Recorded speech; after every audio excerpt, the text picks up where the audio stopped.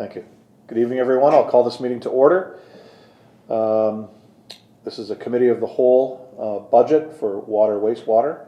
And at this time, I'll have Councillors Beauregard and Wells move the adoption of the agenda. Are there any questions with regards to that? All those in favor, please raise your hand. That's carried. Are there any disclosures of interest with the budget this evening? None. So we have two staff reports this evening. Director Bowles and Director Kalamoto will be presenting this tonight. Both councillors, Bodner and Bruno, will be joining us shortly. I see Councillor Bodner, they were at an airport commission meeting, and Councillor Danch will not be joining us this evening. So I'll go to item 4.1, the 2021 rate budgets, report 2021-80, and I'll call on Director Bowles. Thank you, Mayor, and through yourself to Council.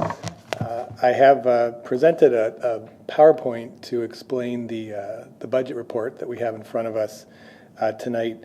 We built the PowerPoint presentation based on questions we received since releasing the budget report, and we've tried to take some of the numbers and illustrate them in a graph perspective to maybe facilitate some of the discussion tonight. As we go through the budget, I'm going to stop at a couple spots and ask for questions, so hopefully we can have some good dialogue at that time. There obviously is a lot going on within the rate budgets this year from a budget perspective, and making decisions about volume, as well as looking at where we actually charge certain of the fees, such as the storm sewer fee. So we'll take our time, we'll go through. More than happy to answer questions as we go. And at that, I'm going to ask for, I guess, the first page of the slides to switch. Thank you. So I have outlined what we'll do. You can see there is a lot on the agenda to go through, quite a bit of topics. And I'll start with the next slide, and we'll look at kind of setting the stage for the budget. I think it's important to maybe look at the affordability and comparisons to where the city sits with respect to other cities, at least within our local area municipalities, being the Niagara region. And some may wonder why we kind of include where property tax sits, as well as when we're looking at water, wastewater rates. And I think it's important to consider the fact, and we talked about this when we talked about the levy budget, our assessments in the city are low, and lower compared to other local area municipalities. And one of the benefits that allows us within the city is to maybe pick up a smaller share of the Niagara region's total budget. And you can see that in this slide, where the average household will pay about $3,400 in taxes, and local area municipalities, the average is about $4,000. On the water side, though, you will see that our average household does pay more than the rest of the Niagara region, a fair amount more. If you do add the two together, you do see that on an aggregate basis, the household impact between property taxes, water, and wastewater is actually, at least going into the 2021 budget year, less than the other local area municipalities on average. And you'll notice that there's a squiggly line there on the slide, 150 M3. That's the average that one of our residents in the city of Port Colborne would use. So that's how we've calculated the average for water, wastewater, and compared it to the local area municipalities. So I think just going into tonight, I think it's important to understand definitely where we stand amongst other municipalities. So if we go to the next slide, I remember when we did the levy budget, some councillors had said, I'd like to know a little bit more about how it impacts our business and commercial industrial areas. So we did do some work on the water, wastewater. We're trying to make, as we've said, continuous improvement in our budget process. The BMA group, Management Consulting Group, does do a study every year, and we were able to get a copy of it and review it. And we actually found that the businesses in Port Colborne will spend about 14 to 21%, depending on volume usage and category, with respect to, compared to other local area municipalities. Now, we also did a little bit of research there. We found that two municipalities did have fairly high water, wastewater rates on the business side. And if you extract those, we're pretty much close to average going into this budget cycle. If we go to the next slide, In the report, we did provide the raw data, but in this slide here, we have shown you as council, and you, I believe, have a copy of the presentation at this time that actually illustrates our water purchases from the region and our water billing to customers of the city. And you'll see our water billing year over year has actually gone down over a period of years, and we've gone back to 2017. When we did the levy budget, there was some requests to ensure that we're providing multi-year data, and in this budget, I hope you'll find that we've gone and been able to accomplish that for you. The water purchases you can see at the regional level have also been coming down. There was significant work done in the 2017-18 leading into 2019, and that work that was done by council, by staff at the time, has bared fruit and has seen the actual water purchases from the region decline. And you'll see in stats as we go through, that's actually allowed the city to reduce its unbilled water and made the water rate more affordable going forward. You will see in the bottom, you'll be wondering, what are those cubes down there? I guess there's a couple ways to consider this, but basically, for every 1.65 cubic meters that we actually purchase, we're billing 1.3 cubic meters. The goal longer term is to get that down to 1.18, and that's going to happen through capital investments that will have to happen over a number of years. On the next slide, we have indicated cubic meter statistics again, but this time we're comparing a number of components. We're comparing precipitation, lake levels, and wastewater purchases from the Niagara region again. And you can see that for a number of years we've been increasing the amount that we've been purchasing from the Niagara region. In 2020, we did purchase less, and you'll notice that when we purchase less and you kind of compare that, well, what might have driven it, lake levels have been going up, but weather was a major impact in this. And you can see that the precipitation that the city experienced declined considerably in 2020.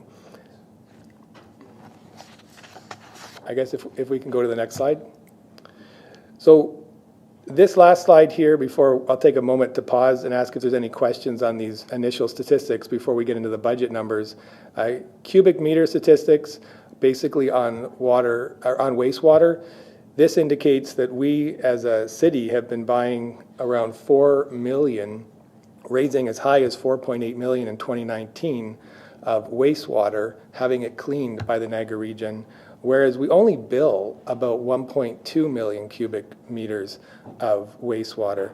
So I guess if you put that into perspective as a percentage, and if you're looking at the squares in the bottom, for every 3.66 cubic meters we send to the region, we're only billing customers for 1 cubic meter, or about 27% of all the wastewater that we actually send to the Niagara region's plant is actually being billed to customers.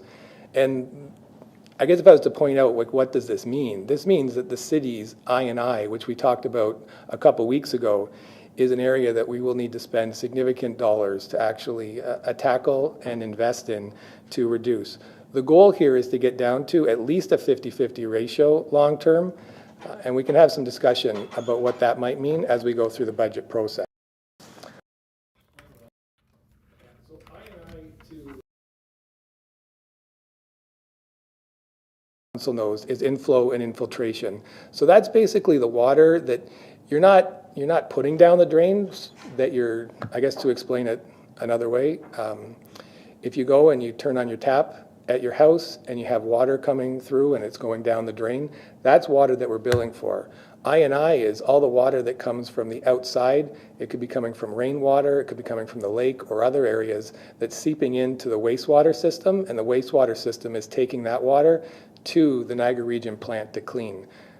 Some have said to me, are we cleaning Lake Ontario or Lake Erie? I apologize for that, Lake Erie, and the response is, to some degree, perhaps we are, given the fact that only 27%, again, of our wastewater is actually being billed, and the rest is coming from external factors into our wastewater pipes.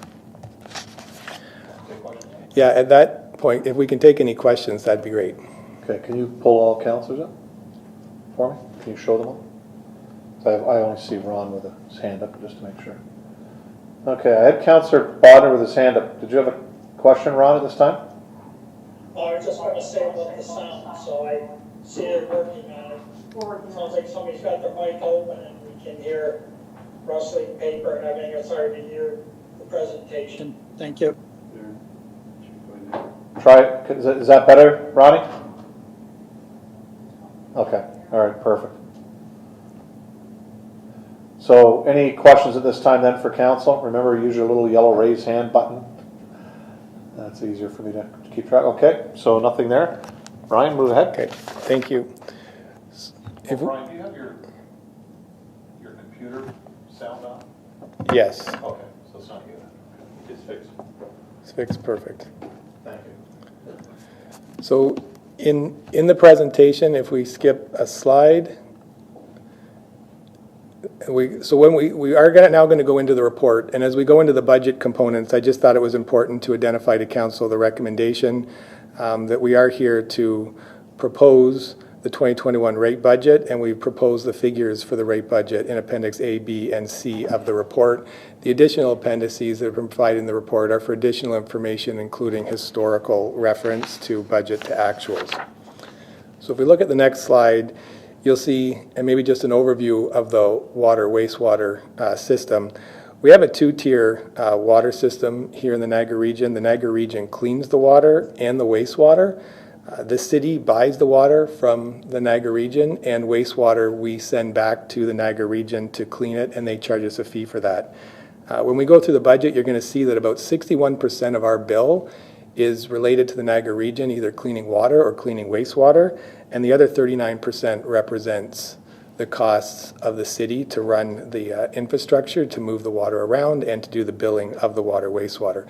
You'll also notice on the right, and it's abbreviated obviously, or shrunk for the slideshow presentation, but provided as an attachment in the report. It's a document that staff have put together to start the conversation about water, wastewater, and what drives some of those costs, and where the funds are actually going to pay for those costs, and what work is being done.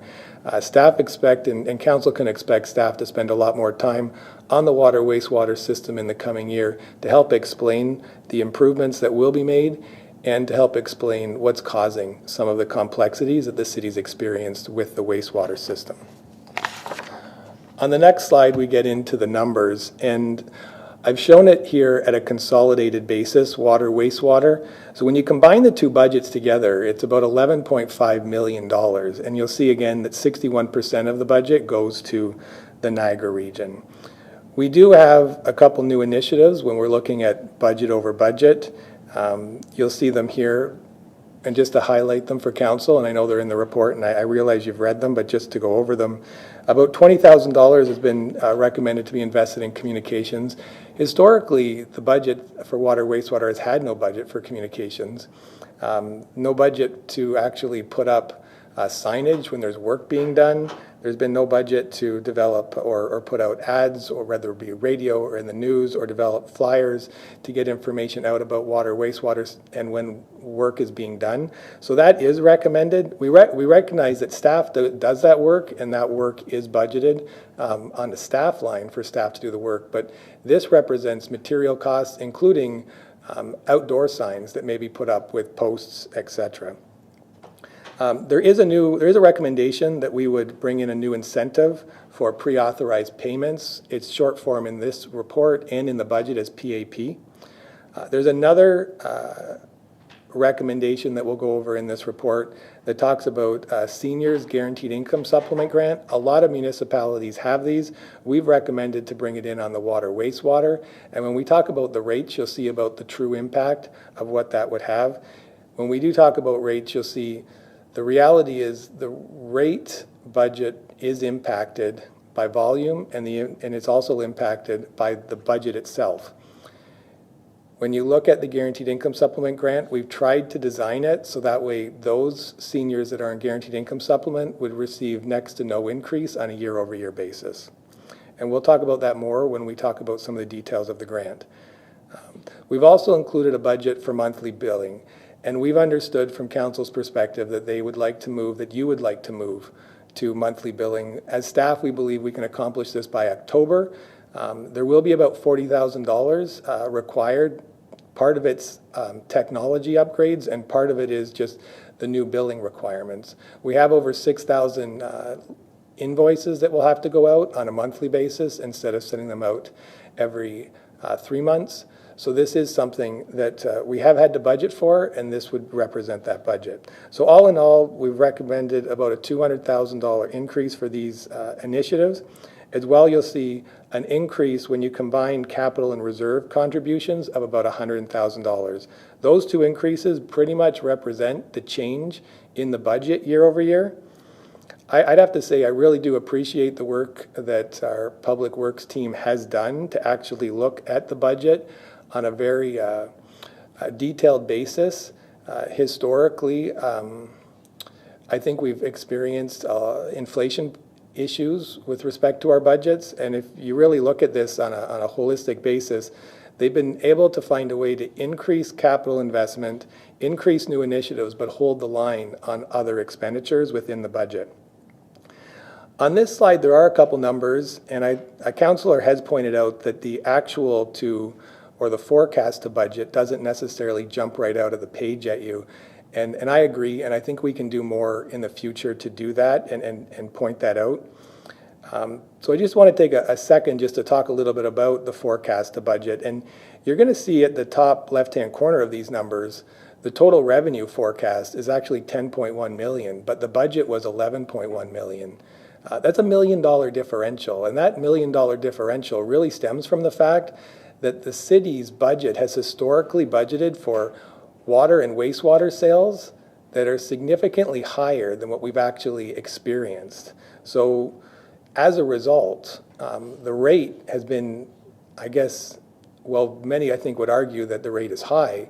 It mathematically is numerically calculated lower than what it needs to be to actually achieve budget. And I'm going to walk through a couple slides. It's actually going to show that because we've actually not achieved the revenue rate, the capital investment hasn't been able to happen in our pipes over the last number of years, which hasn't really helped us move forward in trying to get out of the high infiltration that we actually are experiencing within the city.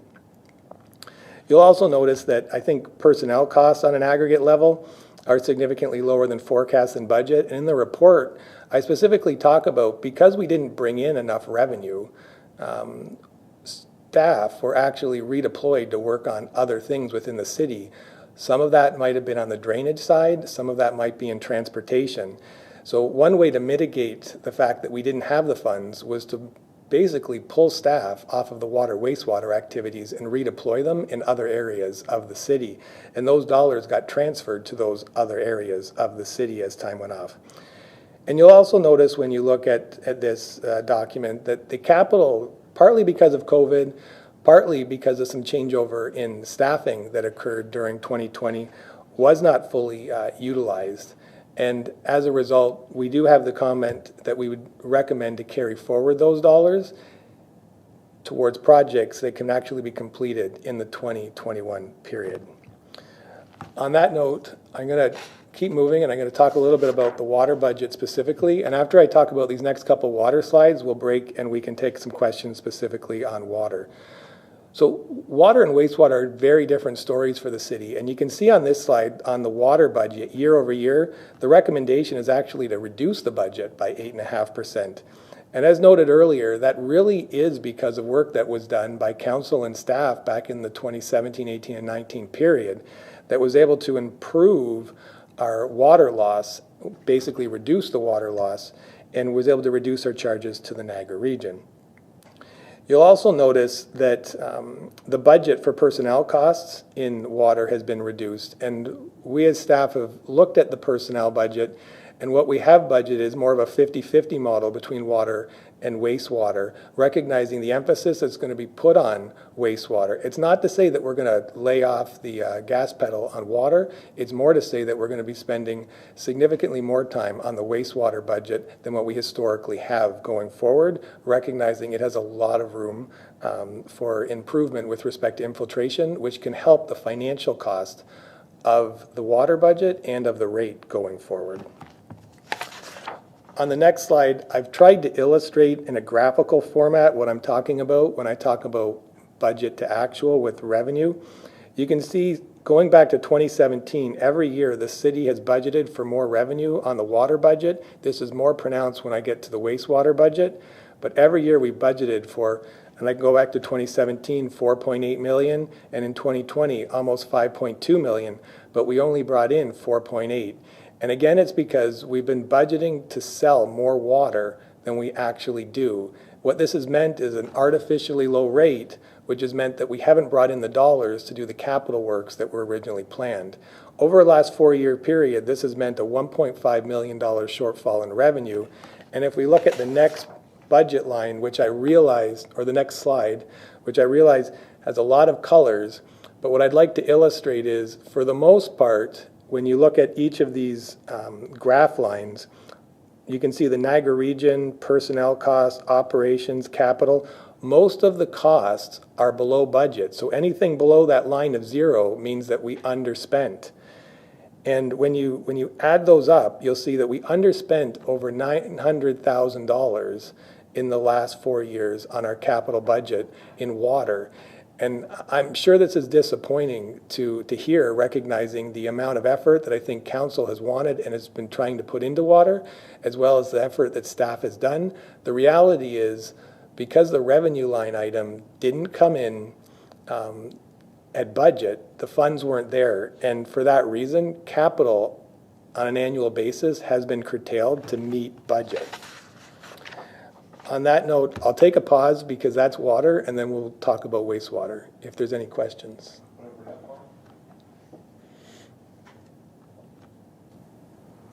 Great, thanks, Charlotte. Questions?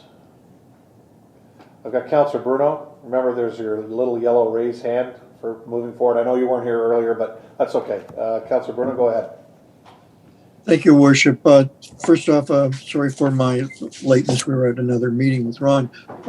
Just to start off, Brian, great job of doing this, and the slides only add to it. Thank you for answering a number of questions this week. Just two questions on water to this point.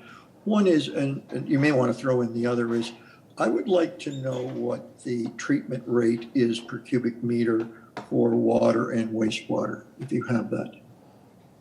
Brian? Yeah, so through the mayor to council. So right now, for every, I hope I'm answering the councilor's question correctly. For The every regional charge to us. Oh, I apologize. Yep, sure. Yep. Okay. No, it was my fault. I didn't explain it well enough. So the combined charge is in 2020 was 6.9 million. On water, that was 2.4 million, and on wastewater, that was 4.5 million. No, I'm sorry, the cubic meter charge. Like, I just want to show the differentiation between what the region, what it costs to treat water and what it costs to treat wastewater. Okay, through the mayor to council. So the region utilizes on the wastewater side a fixed model. So what that means is they take their total budget and then they take the total flows to the system and they just proportionally allocate your percentage of the budget to you. It's a little different than how we do our budget, whereas we actually calculate a fixed charge and we actually calculate a variable rate.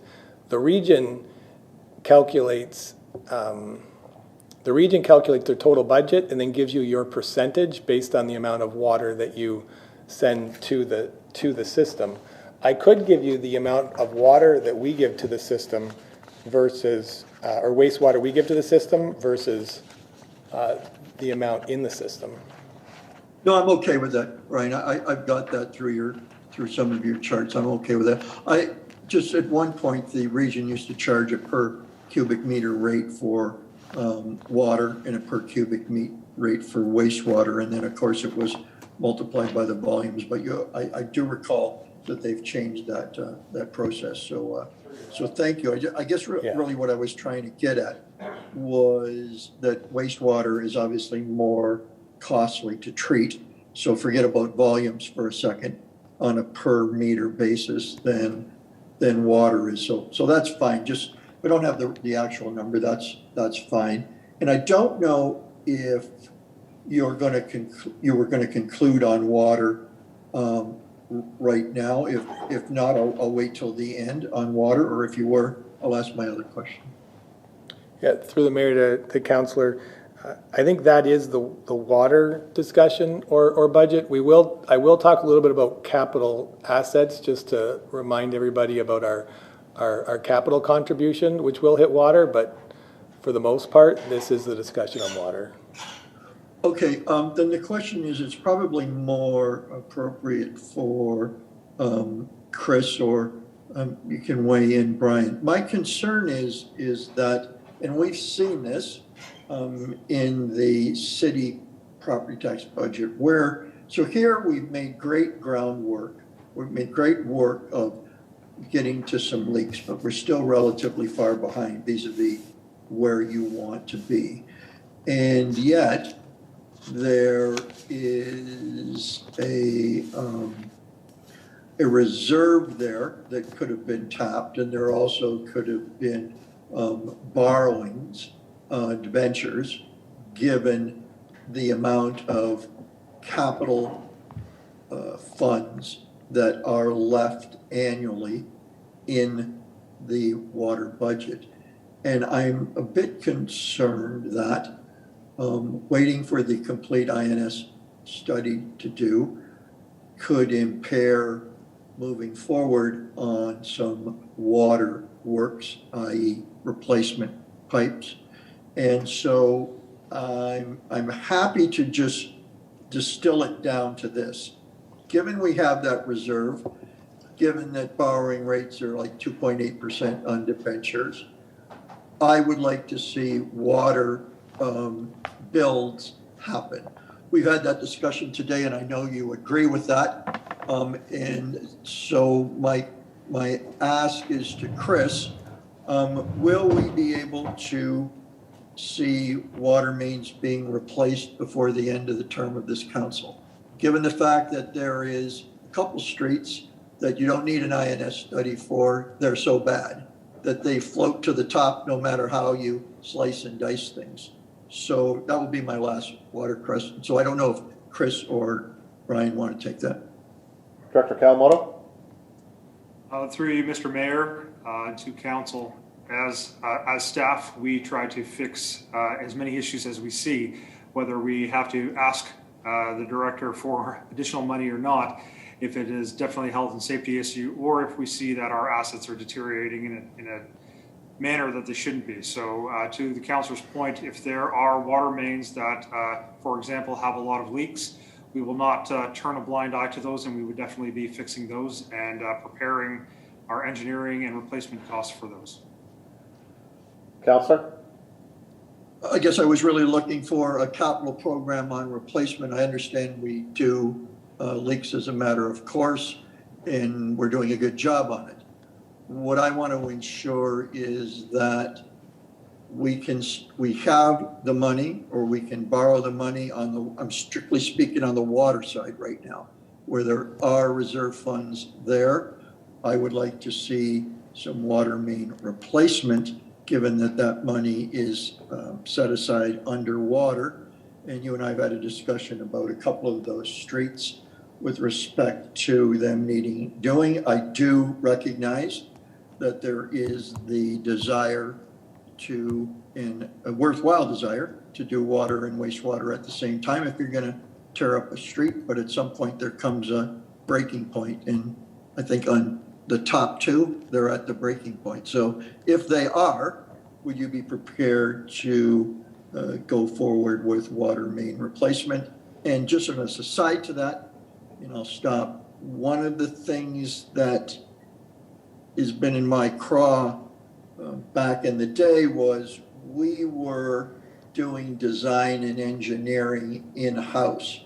And that's all fine and dandy, and we can do as good a job or better than anybody else. But when we have to shift to day-to-day work, the design sits on the table. until we can get back to it. And I think that's caused us some undue delay. So I'm hoping with your background, Chris, that you can make that call as to whether to go outside for design and get to the tender, especially at these rates, or not be married to strictly trying to do it in-house, and sometimes that doesn't work. Director Kalamuto? Through you, Mr. Mayor, to the councillor, as there are additional breaks and it becomes more economical to replace a section of pipe than a spot repair, we would absolutely be doing that. So the short answer to that is yes. There are enough breaks and leaks in a certain section of pipe, it would be replaced as opposed to a spot repair. So the answer again to that is yes. For the other question, as we weigh our workload and I take a look at and to see what the workload is for staff, and if there is still need for replacement of pipes and engineering, we would absolutely move forward and request to council that we move ahead with a consultant to help us in our work for engineering so that we would be able to replace more of these assets, these pipes, as they see fit. Thanks, Chris. Just to close that, do we have any design of any water system replacement drawings ready for tender in the queue at the present time? Director? Through you, Mr. Mayor, I'm not aware of any particular ones. However, being new to the organization, I haven't followed up. I'm not sure if there are other staff that are aware, but we can also get back to you very shortly on that. Thanks, Chris. Thank you, Mr. Mayor. Yeah, thank you. Mr. Shapowski, is there an answer you can give since you've been here quite a bit longer than the director?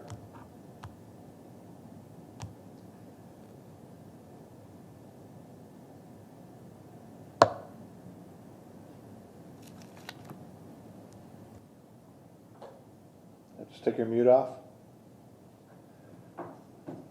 Through you, Mr. Mayor, as Mr. Shapowski, as the manager, gets ready in his audio, what we're like to doing is come up with a 5-year plan for all of our assets, whether it be water, wastewater, or roads. And what I'd like to do is overlay those assets, and whether it be a leaking pipe that needs to be replaced, a road that needs to be done, or a sanitary pipe that has inflow and infiltration on it. Obviously, the worst assets are the ones that we're going to be replacing first. So going through and creating a 5-year asset replacement plan and throwing that within the budget so that we understand what our finances would recommend for replacing of those assets over those 5 years, so we have a better understanding and can project the cost and those needs over 5 to 10 years. That's what we're going to be working on this year. Again, I'll turn it over to the manager. Great, thank you. Steve? Through you, Mr. Mayor, to Councillor Bruno and the rest of council. Right now, we just ended up finishing our Janet Street and Carter Street water main projects, and those are the 2 projects that we did have on queue. At this time, we don't have another water main project on the books, but we are looking and prepping up Erie Street right now. Okay, Councillor Bruno? Thank you, Steve. Perfect, thank you. Councillor Walls? Thank you, Your Worship. One question for Brian. Brian, on your presentation on your combined water, wastewater slide, I believe it is, yes, and you identified $40,000 for the mailing system for monthly. Is that a $40,000 one-time spending, or would we be seeing that over a number of years?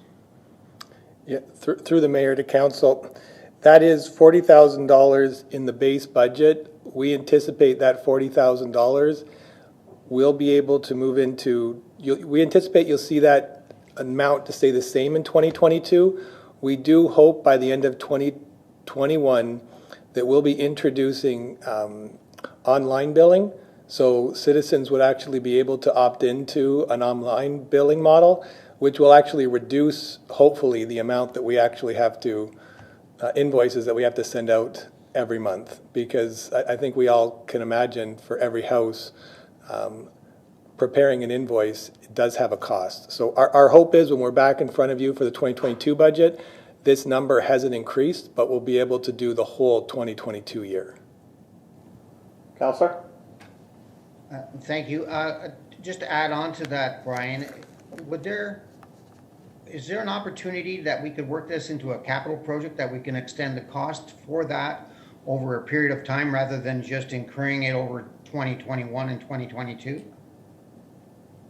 Right. Yeah, through the mayor to the councilor and council, we definitely could. I guess I would suggest that when I say 2022, this cost would maintain. I guess I'm going to anticipate that this cost is going to maintain for potentially longer than 2022 into 2023 and 2024. It really depends on what the take-up is of citizens' willingness to accept an online billing instead of a paper billing. So if we can get a lot of people to accept the online, like an email bill, and be able to go into the system and check their bill, this number will come down in future years, and we will make sure to highlight this number coming down to council in future years. Counselor Wells? Thank you. Good, thank you. Counselor Bagu? Thank you, Mr. Mayor. Just a question for Director Bowles. Councilor Bruno talked about maybe a debenture and stuff. Do we not still have one for the Nickel Street project? Yeah, through the mayor to the councilor and council, yes, we do have one, and when we get to the Nickel Street project, you'll see that dollar figure. It makes up, I have the stat later in my slide, but I believe it makes up around 60% of the total budget, that debenture. We talk about later, or when is it going to be paid in full? Oh, What year? well, that debenture, it's a nickel storm, through the mayor to council. I believe you're asking about the nickel storm sewer project, and that was a 30-year debenture. So the dollar figure that we'll talk about when we get to the storm sewer budget will be there for 30 years. Okay, thank you, Mr. Mayor. Great, thank you. Counselor Bruno? Just to throw you to Brian, just on that capital cost, 60% of the budget, that's the storm in Nickel Street is 60% of the stormwater budget, correct? Nothing to do with on the water side? Yeah. Oh, there was water done, but not, but that 60% is on the storm side out of the storm sewer budget, correct? Through the mayor to council, that is correct. If I'm misinterpreting the project or the question, I apologize. That what I was speaking about was the Nickel storm sewer debenture issue that we did, and that is in the storm sewer rate budget. Thank you. Just another to Councillor Wells's point, though. Was that about capitalizing that the mailing cost? I would have thought that was an operational cost that you couldn't capitalize. I guess through the mayor to council, Councillor Wells might be able to answer it better than I can. I interpreted that Councillor Wells was identifying it as an operational cost, and he was commenting on the fact that I said some of these costs are about one-time costs because we're implementing it in the current year. And I think what I've tried to point out to council is, well, there may be some one-time costs to do the reprogramming in the current year. When we go into next year, because it's not just the last 3 months of the year, it's the whole year, you're going to need at least $40,000 to make it through the whole year next year. Thank you. And while I've got you, Mr. Bowles, it may be a shared question with Chris. Chris's last comment was about looking at that layered plan of streets. When you do a water main, is it ready for a wastewater main? And then he mentioned at the end the word pavement. So I would like to know, in these water or wastewater budgets, I know back in the day when we paved the street afterwards, it was out of the city resurfacing budget, such that the asphalt paving after the water or wastewater job would not eat into a relatively meager budget that is there for water and wastewater. I do know that some communities will do the road pave after and put it into the cost of that project and get it done. So I'm just wondering if I could ask you or Mr. Calamuto, the resurfacing after a capital project, where would that be booked?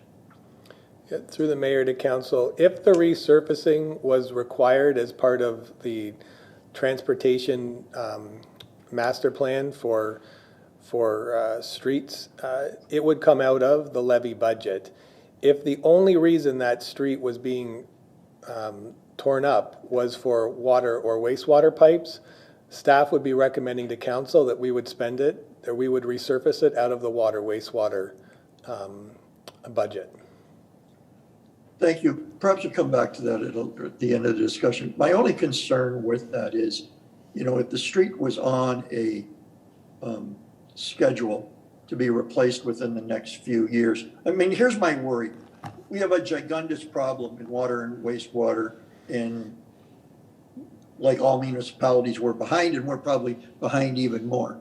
The more you put the resurfacing into the water and wastewater capital, the slower you move forward on fixing the pipes, because you've sopped up some of that money in asphalt rather than the next street. So just want to plant that there and maybe revisit it later if there is a way to. Thank you. Okay, thank you. Councillor Wells? Thank you, Mr. Mayor. Just to clarify the comment that I was asking, I understand that we might have a possibility to move to an automated monthly billing system, which would incur software changes, computer changes, recording changes, things that would be purchased, and it's those capital costs for that system that I was referring to that could be removed from that $40,000 put into a capital program. Any costs that are related to staffing and doing the interim monthly billing, I didn't include that in my question. Brian? Thank you. And through the mayor to council, just for clarity, so the costs are actually fairly minimal out of the 40,000 that is going to have to actually reprogram to do the monthly bills. When we're actually going to the digital bills, our clerk was, I think, on the ball about a year or 18 months ago when she was able to find a modernization grant that was able to fund that project to be able to automate or move us to a digital billing system. So I think we all owe, the clerk a thank you for creating that grant for us. Okay, Councillor? All right, any further questions on this portion? Okay, Brian, next. So the next section is to talk about the wastewater budget. The wastewater budget, these slides are very similar in nature to the water slides to take a look at. The unfortunate part of these slides is that when, I'll just take a moment as we bring it up, storm sewer, so maybe go back 3 or 4 slides. Yeah, so with respect to the wastewater program, you'll notice that we were able to reduce the budget on water, but the wastewater budget is actually increasing year over year. And I think in the blue on the right, and I'm not sure if you can all read it, maybe you can read it in the slides that have been sent out, but in 2020, I think a really interesting statistic is 86% of everything we build went directly to the Niagara region. When you talk to the Niagara region, you talk to other local area municipalities, this number really runs at around 50% at other municipalities. And it's another indicator to say that our system has the I&I, and the investment needed in the wastewater system will be significant. I have provided the 2020 forecasts. We will be moving that forecast commentary to actual, hopefully this month. As planned, as we complete the audit, as a point of, language. We, as the accountants, usually use the word forecast until the audit is completed, and then we move over to actual. You will see that when you look at forecasted budget on revenue, we missed revenue by almost $700,000. And then when you look at the expense side, we still balanced. And that's because legislatively we still have to balance. And you'll note we balance because we are proposing that we utilize the reserve for $600,000 to do the offset. You'll also notice that the budgeted personnel costs were significantly below. And that's what I spoke to earlier. Historically, to help us meet the budget to actual variance that we have been experiencing, staff have redeployed those that are in the water wastewater budget. Specifically, you can really see it here in the wastewater budget to other departments. And the goal going forward is actually, we have people trained to work on water and wastewater, and we have a problem in water wastewater. We want to direct them to that. And that's where the 2021 budget has been identified to put dollars into personnel so those people stay working on water wastewater projects. You'll see that in doing so, we've also budgeted for the Niagara regional charges, and you'll see that those dollar figures are a little bit higher than what we actually experienced in 2020. And I think some people might be asking, well, how did you come up with that figure? Well, the Niagara region does a program with all of the local area municipalities where they bill us based on our 3-year average. And that's the fixed bill based on our 3-year average. And every year that goes by, there's always the catch up because the average is always moving and there's some true ups that happen along the way. So that really comes from that bill. And the reason the bill would be higher is because we've had an increasing infiltration problem and an increasing volume going back to the plant. I will acknowledge that in 2020, the volume going back to the plant did fall, and we showed you that charts, which will probably reduce the 3-year moving average going forward. But I also point out that the only thing that changed in our system in 2020 versus the others is the weather. We had better weather and less rain in 2020 than we had in the last 4 years. And if we had had the same type of rain in previous years, that $4.5 million that we paid in Niagara regional charges likely could have been above $5 million because there would have been a true up for the amount of rain that we would have received and the amount of additional flow we would have sent to the plant. On an operational basis, you'll see that actuals and the operational budget are fairly similar in this budget. And on a capital basis, if you look budget over budget, certainly, there's a net increase of about $100,000 when you add up the pay-as-you-go dollars and the amount as reserves.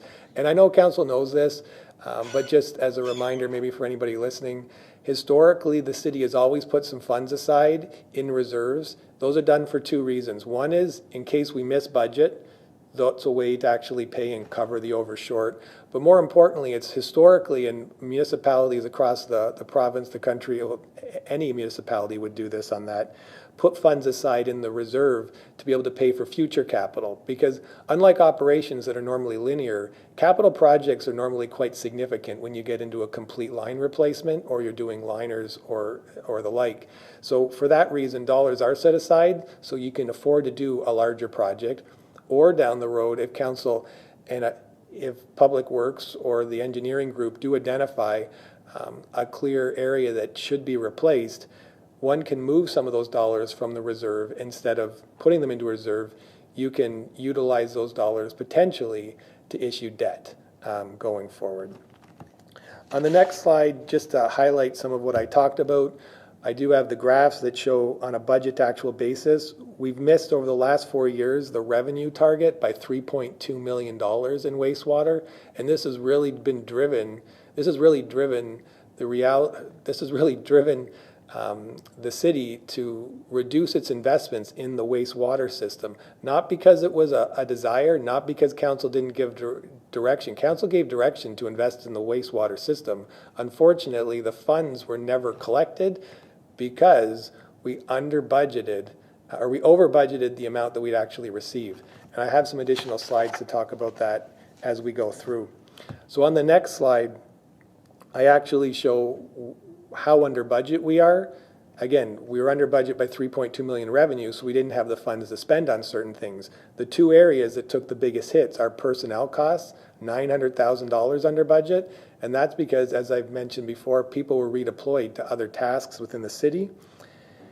And capital. We underfunded our capital by $2.2 million over the last 4 years, meaning almost no wastewater capital had been done.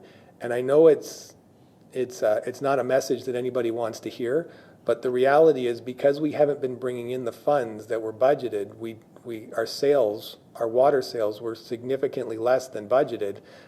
The funds just weren't in the budget, so the capital couldn't occur. I'll take a pause. I know the numbers are similar, but they're a lot bigger on wastewater, but happy to take any questions on this. Thanks, Sharon. Any questions to the director? Councilor Bruno? So Brian, what I see in these numbers, in the 67%, as the amount of money we're spending that are really not, that are all part of the I&I problem. What I see in wastewater is a fundamental flaw that's always been there and gets worse in Port Colborne. So wastewater, we can, I suppose, but we don't meter. So basically, we kind of use historical numbers and we come up with an estimate. So there's no metering of it. Then we base the revenue on what flows through our water meter, which is a number that ends up being a smaller and smaller portion as people conserve water, or if it's a rainy summer. So we're putting a high degree of risk on collecting wastewater revenue based on how much water we use, which to me is a much riskier guess than a fixed fee. And at the end of the day, we keep getting that number in revenue increasingly wrong. So we're basing our wastewater revenue on virtually estimates and guesses, because we don't meter. And if we're getting to 67%, and so when we're wrong, we got to deal. We've got to dig into reserves, and we don't have any capital money to spend. If we were at the 100%, which I see you recommending, even if we were wrong, in other words, we collected too much money for the flows, we would at least have that money to put in the capital plan. Like right now, this whole wastewater billing system is, it's Las Vegas. It has very little relationship anymore to the amount of water that's flowing through the water meter. In fact, it's probably only about 15% of the whole bill. So I'm just, and if these pipes continue to leak more, there's the likelihood that we'll be more wrong by relying on the water meter reading every year, because we want to use more water, but because it rained more, right? The bill keeps going up. So this whole thing, to me, on wastewater billing is based on just a false premise that only works if the system was so tight that what goes through your water meter all goes back through your wastewater pipe and goes to the plant. And none of that is anywhere near the truth. So I don't know if you want to comment on that. It may be getting ahead to the actual billing, but it's appropriate because we're looking at those crazy numbers of infiltration and revenue that are not even getting any better if we fix more and more of the water leakage. Because the only thing that water accounts for on wastewater is what goes through the meter. And the leaks are pre the meter. So fixing the water system doesn't even help the wastewater system because it's not the factor used to control the bill. Like it's insanity as far as I'm concerned. But I don't know if you have any comment on that. Brian? Yeah, through the mayor to council, definitely the work that's happened on the water system, because wastewater is built on water, hasn't helped close the gap on the wastewater deficits, because as water sales go down, wastewater sales have also gone down. When we get into the second report and we talk about setting rates, I do have a couple slides that will identify that to the customer, only 15% of our costs as the city are impacted when they use more or less water. So it's an interesting observation that you make, Councillor, and I think we're going to end up having some good discussion because I have a couple slides once we kind of get through what the budget figures should be when we talk about how to actually charge the budget out to ratepayers. Thank you. Good, thank you, Councillor. Councillor Wells. Thank you, Your Worship. Just a comment to Councillor Bruno's comment in regards to the water. The water that we see from the I&I is not being created by residents or industries. It's a natural water that's coming from somewhere. I mean, the residents aren't importing water into their homes and adding it to their sewers or adding it to the storm sewer. So that additional water that's being treated in the system through I&I is, I would tend to believe, being more of a natural water inflow and infiltration. And the water that we're receiving from the region is after the meter, not before the meter. So the meter readings that the region are charging actual dollars for actual cubic meters of water.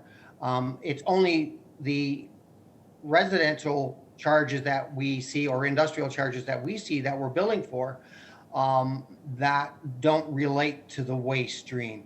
And that wastewater, in my opinion, is coming from outside sources, not from the water source that we're getting from the region, other than late leaks that we've been looking at to stop from our supply system. Brian? Yeah, through the mayor to council, just a comment. I actually think both councillors are right, and when we get into the rate allocation discussion, I do have a slide that I think both councillors will probably want to comment on, again, on this exact topic. Okay. Further questions? Councillor Bruno? Thank you. I just wanted Councillor Wells to clarify something, because what the region bills us for water isn't what goes through the meter. It's what leaves the plant. So if it leaks along the way and never gets to the meter, you still pay for it. Okay, any further questions? Brian? Okay. I'll move to the next rate budget, which is storm sewer. as that budget gets moved up. I think Councillor Bagu had pointed out, and I believe this was the project he was speaking about, the Nickel Storm Sewer, where those debt costs were being, borrowing costs were being incurred. And it's this budget that's paying those borrowing costs. And you'll see that the proposed budget is $854,000. And I'll just wait a second. There we are. You'll see in this slide that the proposed budget's $854,000, and $535,000 of that is going to pay the Nickel Storm Sewer project over the next 30 years. And I think that represents close to 60 or more percent of the total budget. We did issue that debt at 2.29%. I know councillors have asked me recently about the cost of debt and what the cost of that debt was. That was 30 years at 2.29%. You will see when we did develop this budget, it was the same as all others. We did a bottom-up approach. We didn't just look at what we budgeted last year, but we looked at the forecast and prior actuals. You'll notice that we don't have as much history on this budget because it just came in 2019. You'll see that the operational budget is actually less than actual spend in the last 2 years. And with the borrowing costs being fixed with respect to what the debt actually is, it only left the budget based on the 10% increase proposed with a budget of $66,000. And I'm going to go through another couple slides after I answer any specific questions on storm sewer that will talk about what we really need to be investing in our water, wastewater, and storm sewer budgets on a capital basis. And you'll see that we need to be, or our recommended investment is closer to $600,000 annually versus 66. Although staff recognize a 10% increase, which works out to about $10 per resident, per household, is already significant. So staff certainly didn't recommend anything above that. I don't know if there's any questions specifically on these numbers. If there are not, I will move into my discussion on capital. I don't know if any councillors have their hand up on these budgets. Okay. Sorry, Brian, I don't see anybody right now. Okay. Okay, so, yeah. The next couple slides really talk about just capital funding. So I tried to create a chart for everybody. So everything, we've tried to make sure that everything in the presentation was in our report. Some of this capital information was developed after questions received by council, and we just wanted to make sure everybody on council had the availability of the information. So what we budgeted, you can see capital funded pay as you go. That's what we've budgeted in capital and reserve for each water, wastewater, and storm.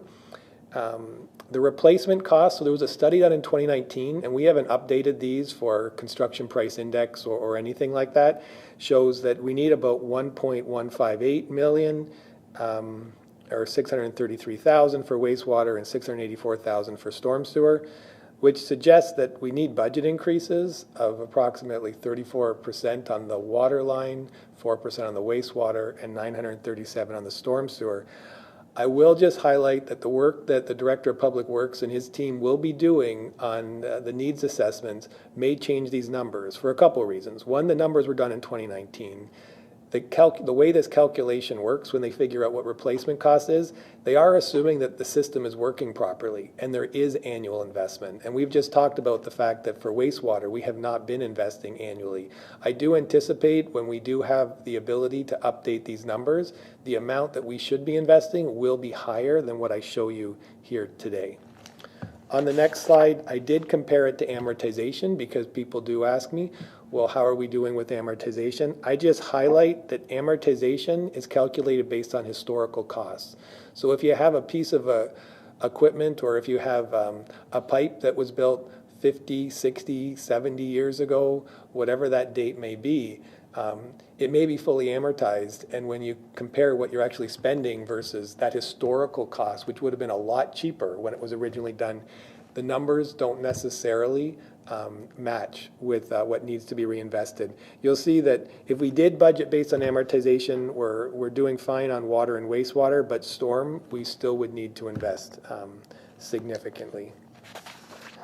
On the next slide, and I might ask our Director of Public Works maybe just to jump back on with us, because these are a couple projects that he anticipates his team will be trying to tackle in the next, in the coming year and thereafter. And he might tell a better story than I do if he's available to come on. Do I see? Yep, Director Kalamuto? Through you, Mr. Mayor, this is just an example here of one thing that we can take a look at to reduce I&I, and that's taking a look at the leaking maintenance manholes. Obviously, our staff are very well versed in some of the areas that do need to be looked at. And so this is just showing an example of a leaking maintenance hole here on the left, and you can see the amount of water pouring in, whether it be from a high water table or a recent storm. All that water pouring in is part of that infiltration. The works on the right is something that we are going to be looking at doing, and that's purging the manhole, so you would not see that water leaking into the sanitary system after that type of work is done. So this just kind of illustrates some examples of things that in Public Works we're going to be working on this year. I believe there's another one. I would highlight just on that last one to council, I have had the opportunity to see the data, and it's interesting that when there is a rainstorm in the city, you can see the flows to the Niagara Regional Plant increasing like day over day by 60 or 70%. And what you see on the left is exactly what's happening at the city, is everything is going into the waste system. So Chris, I mean, this example here is perfect, and I'll go to my learned colleague, Councillor Bruno, with regards to the low-hanging fruit comment that he uses, and the fact that I would assume that this is a fairly inexpensive correction to those manholes, so we can really get rid of that low-hanging fruit fairly quickly at a reasonable cost, and then start tackling the bigger things like re-sleeving pipes or replacing entire sewer lines. Is that correct? To you, Mr. Mayor, that is correct. All we have to do is we have to find them, we have to understand how much is leaking, and then we have to fix them. So it does take some time and some investigative works, but as you mentioned, or as the councillor mentioned, this could potentially be the low-hanging fruit if we have a lot of these, and these are some things that we would go out to tender for and fix, and that is a short-term application that would work very quickly and cover that low-hanging fruit. Great, thank you. Through you, Mr. Mayor, this is another example of some of the testing and investigative works that we are looking at doing. Barbara mentioned some smoke testing. So this is kind of a picture of seeing some smoke testing being done in real life here.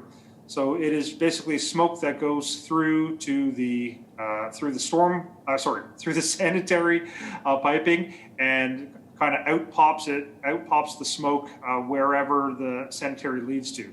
As you can see in this picture on the left-hand side, maybe the middle left-hand side there is smoke coming out of the ground, which means that there is potentially a catch basin, or basically an inflow to the sanitary that should not be there. And so all the water that comes down that hill into that area where it's smoking ends up into the sanitary sewer, and then the region treats that water and bills us for it. So those are the type of things that we're going to be looking for over the next little while, so that we can cap that, disconnect that, and ensure that that stormwater is put in a more appropriate place than into the sanitary system.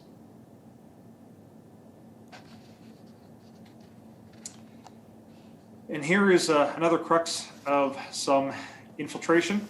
As you can see on the left-hand side, that is a joint in a main.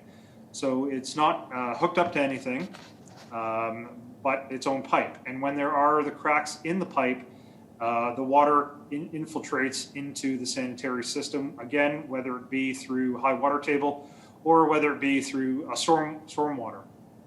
And so that's kind of what it looks like when we CCTV it and see it under circumstances of a storm.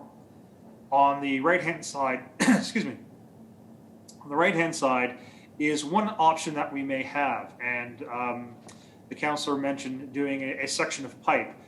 And I mentioned that taking a look at all three of the dynamics of the assets, whether it be road, sanitary, and water. This is an example of what we can do if the road is good and the water is good or not good, or the sanitary is good or not good, but the road is, and we don't have to rip it up. We can put in what we call a U-liner, if you remember from Barbara's presentation. This is the U-fill that they blow up, and they basically create a new pipe within the old pipe. So you don't necessarily need to dig up the road if the road doesn't need replacing. This is another option. And below, as you can see, is the good pipe, no longer leaking, no longer having that infiltration, and then reducing the amount of water that, again, the region bills to us. So, With that, I'll turn it back over to the director. Great, thank you, Chris. Through the mayor to council, just to wrap up these budgetary slides, we did provide here the forecasted reserve balances. Water, we do forecast to have about $700,000 in the reserve at the end of 2020. Wastewater, we do anticipate that to be zero. The dollars were used to finally finalize or balance the budget. And storm sewer, we do believe it will be at about $470,000 with that reserve. So while we don't have a huge capital budget in the built into the rate, we do have funds left over from the first 2 years before we actually debentured the project for Nickel Storm Sewer in the reserve that could be used as Public Works now gets an opportunity to build out its capital program with the I&I study, or with the infrastructure needs study.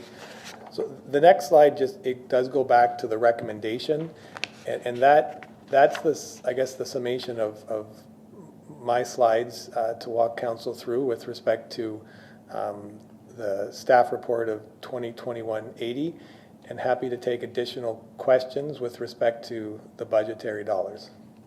Thanks, Brian. Okay, any further questions on this report? Okay, seeing none, the recommendation from staff is that Corporate Services Department Report 2021-80 be received, and that the 2021 rate budgets are set out in Appendix A, B, and C of Report 2021-80 be approved. I'm going to have Councillors Bodner and Desmarais move that. Questions?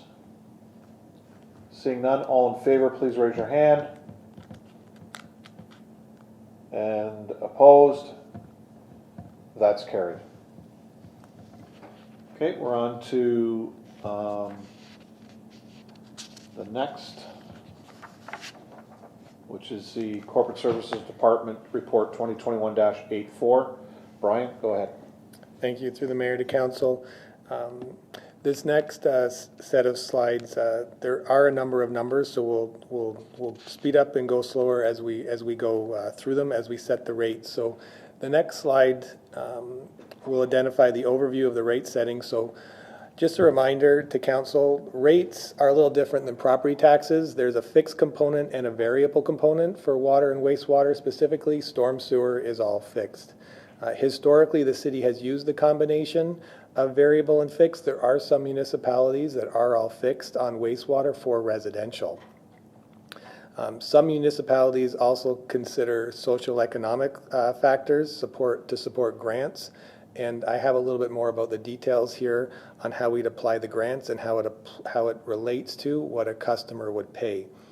So the following slides will highlight some of the status quo where we've historically had a variable fix, and then I have a couple slides that will talk about how we could move to an all residential wastewater fixed if council was to choose to go that route. So the next slide just reminds council of the recommendation in the report. And when we get to the end of the report, we'll look to council to provide staff advice on that recommendation. So the next slide is, I didn't try to oversimplify it, but basically when we're setting a rate, I think it's very important that you figure like what's impacting. Well, the budget impact, which was the 2.98%, plus any change in volume really helps you calculate what your user impact is. So on the next slide, if we think about our budget impact being 2.98%, we then have to talk about, well, if all things were equal and the volume was the same as last year, we should have a user impact of about 2.98%.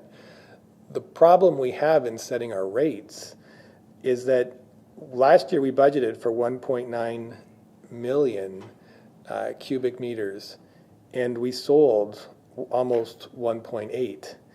And on wastewater, it was 1.6 we budgeted, and we sold almost 1.2. And you might be saying, well, just for starters, why isn't water and wastewater the same?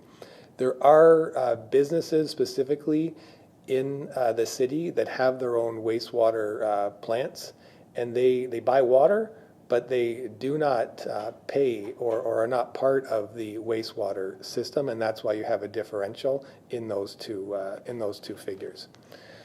So as we go through it, you will see the user impacts, and the user impacts will vary again, not just based on this formula, but also because of the granting program and any incentives that exist. So on the next slide, and I apologize if I'm oversimplifying, or if I'm having too much with math and I bore everybody, I apologize. But I really want you to understand that the impact that volume has on rates to the city and to others. So if we, just for simplicity's sake, if we had a budget of $1,000 and we were going to sell 1,000 units, we'd basically sell every unit for $1. But what happens if you don't sell 1,000 units? Here at the city, let's say we've sold 800 units, or 20% of what we planned. Your actual is $800, and that leaves you a revenue shortfall of $200.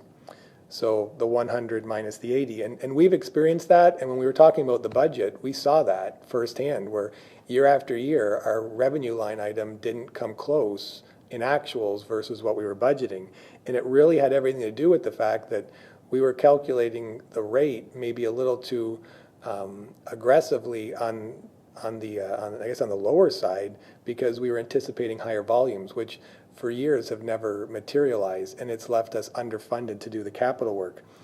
I'm going to show you a couple slides as we go forward that talk about, and maybe might answer your question, well, if revenue's down, why aren't costs down? Well, the real reason costs aren't really down is most of our costs in the system are fixed, and we'll see that in a couple slides to come. So another piece of information just before we get there, I'm not sure if council's been provided this on a regular basis. I thought it was an important piece of information to understand for council to understand what the residents' makeup is in the city. So what you can see is on the top right, about 19% of residents will use less than 75 M3s, cubic meters, and it goes around 12%, 14, 13% at 125 to 149, 10% at 150 to 174.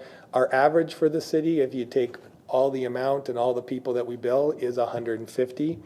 24% of the people are above 200 cubic meters. So on the next slide, I just want to make it clear what our historical actual and budget experience has been for fixed billings for water and wastewater. That is in the report. I've just provided as a graph, so that way council has it definitely as a reference. We have historically been a lot higher on the wastewater, and we've historically, our difference between budget to actual has been higher because of the fact that our gap between our expected sales and our actual sales have been larger on the water and wastewater. And the last piece of information, I think there's two more pieces of information before we get into actually calculating what the user impact and what the rates would look like. Just to go over the next slide about seniors on the guaranteed income supplement. So what we proposed in the budget, and I think this is where we'd ask council to also identify any recommendations to how we would roll this out. But we've outlined the criteria to who this would apply to. So this would be an applicant or a spouse. They have to be a water or wastewater ratepayer. They have to be have an account. They have to be 65 years of age or older. They have to be a resident. So this is not for commercial. They have to be actually have a residence. And it has to be for their personal residence, and they have to qualify for the GIS program. And if they do all of those things, we'll have an application program, and they'll be able to apply. And you might be wondering, well, why didn't we talk more about this in the budget? And I think it's really important that in the budget we said there's X amount of dollars. Here we're going to say, when we talk about the rate budget, depending on if we stay with the fixed variable that we've historically done, or if we go to an all fixed on the wastewater, the amount of the grant, I think, will differ. And I'll identify as we go through how the amount of the grant would differ in the two situations. And then on the next slide, it's the pre-authorized payment program and plan, which I know council has had an opportunity to read in their reports, but just to go over again, it would be a $25 one-day credit for anybody that wants to sign up for the monthly billing program, where they would just have the funds automatically withdrawn from their bank account. This helps our customers, this helps the residents of the city manage cash flow, and it also helps the city itself collect and manage its cash flow. Right now we do it on a quarterly basis. I've identified here, and I apologize in the report, I think we said monthly. But going forward, we'd implement this monthly as we bring out our monthly billing starting in October. On that, maybe I'll take a quick pause before I get into the numbers and I talk about the impact to customers and the options that council has. Great, thank you, Brian. Questions? I have Councillor Bruno. Sorry, Your Worship, I forgot to press my other button instead of my hand. Brian, one of the things you didn't mention, I don't think they're on the monthly billing, is what I thought would be a major benefit is, I think we've all heard of people who end up having a toilet that runs or a leak. And so they actually find out almost 4 months later if the leak started right in the first part of the billing quarter. And so they get their bill and, they're flabbergasted, rightfully so, that the bill has gone up so much. In a monthly billing cycle, I'm assuming it's not budgeted, or maybe this is a Chris question. However we do it, whether it's all remote, but whether the vehicle drives the street and reads the meter. But if you're being billed monthly and you have a leak, it's an advantage to monthly billing, I would think, because you're going to catch the problem in month 1 rather than in month 3, or by the time you get the bill in month 4. Is that correct? Mr. Kalamutu? Or Chris? Yeah. Go ahead, Chris. Through you, Mr. Mayor, yes, that would be correct. Instead of getting the bill quarterly, for example, if it was a monthly, you'd be able to catch those sooner. There are some technologies out there that would catch it a little bit earlier. Some municipalities have. Right now, I do not believe that we have that technology. So monthly reading and monthly billing would catch that 4 times as fast, 3 times as fast, sorry. Thank you, Chris. Okay, I have Councillor Wells. Thank you, Your Worship. This is to Brian. Brian, you mentioned the household consumption rate, average of 150. That's an annual rate, is that correct? Yeah, through the mayor to council. Yes, that is correct. Okay, thank you. Another question, in regards to the GIS, will there be a requirement for an applicant to divulge their income? Yeah, through the mayor to council, we do have to, we do have, we do need to achieve documentation to assess the grant. If there is a mechanism, because to not divulge income, we can look at that, but right now we do anticipate they will have to divulge their income, and they are going to have to provide proof of receipt of the GIS to receive the grant. In follow-up to that, is there a set dollar limit or income limit that would qualify an individual or not qualify one for the grant? Yeah, through council to the, through mayor to council. Councilor, you asked the question, and I think I left. If we get an opportunity to take a break tonight, I will grab that number for you. It's a very good question, and I have the answer. I don't have it in front of me, the exact dollar figure where GIS stops. But I will, if we do take a break tonight, I will grab that. I have it somewhere. Okay. That's everything. Thank you. Thank you, Councillor. I have Councillor Bagu. Thank you, Mr. Mayor. Question for Chris, going off of Councillor Bruno's question. My wife did ask me this 2 weeks ago. How is our water meter reading taken? Mr. Kawamoto? Through you, Mr. Mayor, to Councillor Bagu. Right now, we currently have a drive-by. So there's a machine within the vehicle that gets close enough to the homes as it drives by and downloads the data. If there are any other particular questions, I might have to turn that over to Manager Studdard. No, that question is good enough. My second question is to Director Bowles, Mr. Mayor. At this time, what percentage of residents are using the pre-authorized payment for their water at the present time? Brian? To council, I don't have the specific number. It is very low. Our recommendation is, and if it's not clear in the report, we'll make it right now, is that if you are on pre-authorized payment and you continue on into the program as we go to monthly, we will award the $25 credit to them. I'd propose to council, it's not fair for those that have joined up for the program to not receive the benefit going forward. Councillor? Just an estimate, is it 5%, do you think, or 10%, or just a roundabout figure is good enough for me? Through the mayor to council, I believe it's in the 10% range. Okay, thank you, Mr. Mayor. Thank you. Councillor Beauregard? Through your worship, Director Bowles, I just want to make a comment. Seeing this GIS come forward and be presented in the budget is certainly something that I think I was very pleased to see, and I think is really needs to be implemented. And in regards to the PAP incentive, I also think that will help with payments going forward. So I'm very pleased with seeing these two come into the budget. So that's all. Great, thank you, Councillor. Councillor Desmarais? Thank you, Mr. Mayor. Through you again to Director Bowles. I'm just going to repeat what Councillor Beauregard has just said. I've been asking for the GIS option to come into for quite some time, and I'm really happy to see this.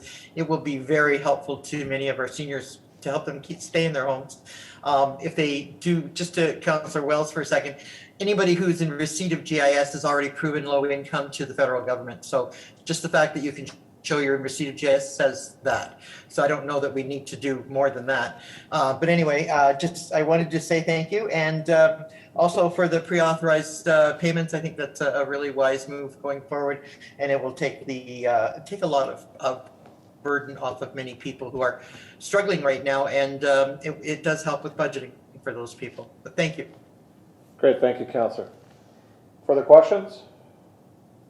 Is your hand still up for a question, Harry? Yeah, okay, go ahead.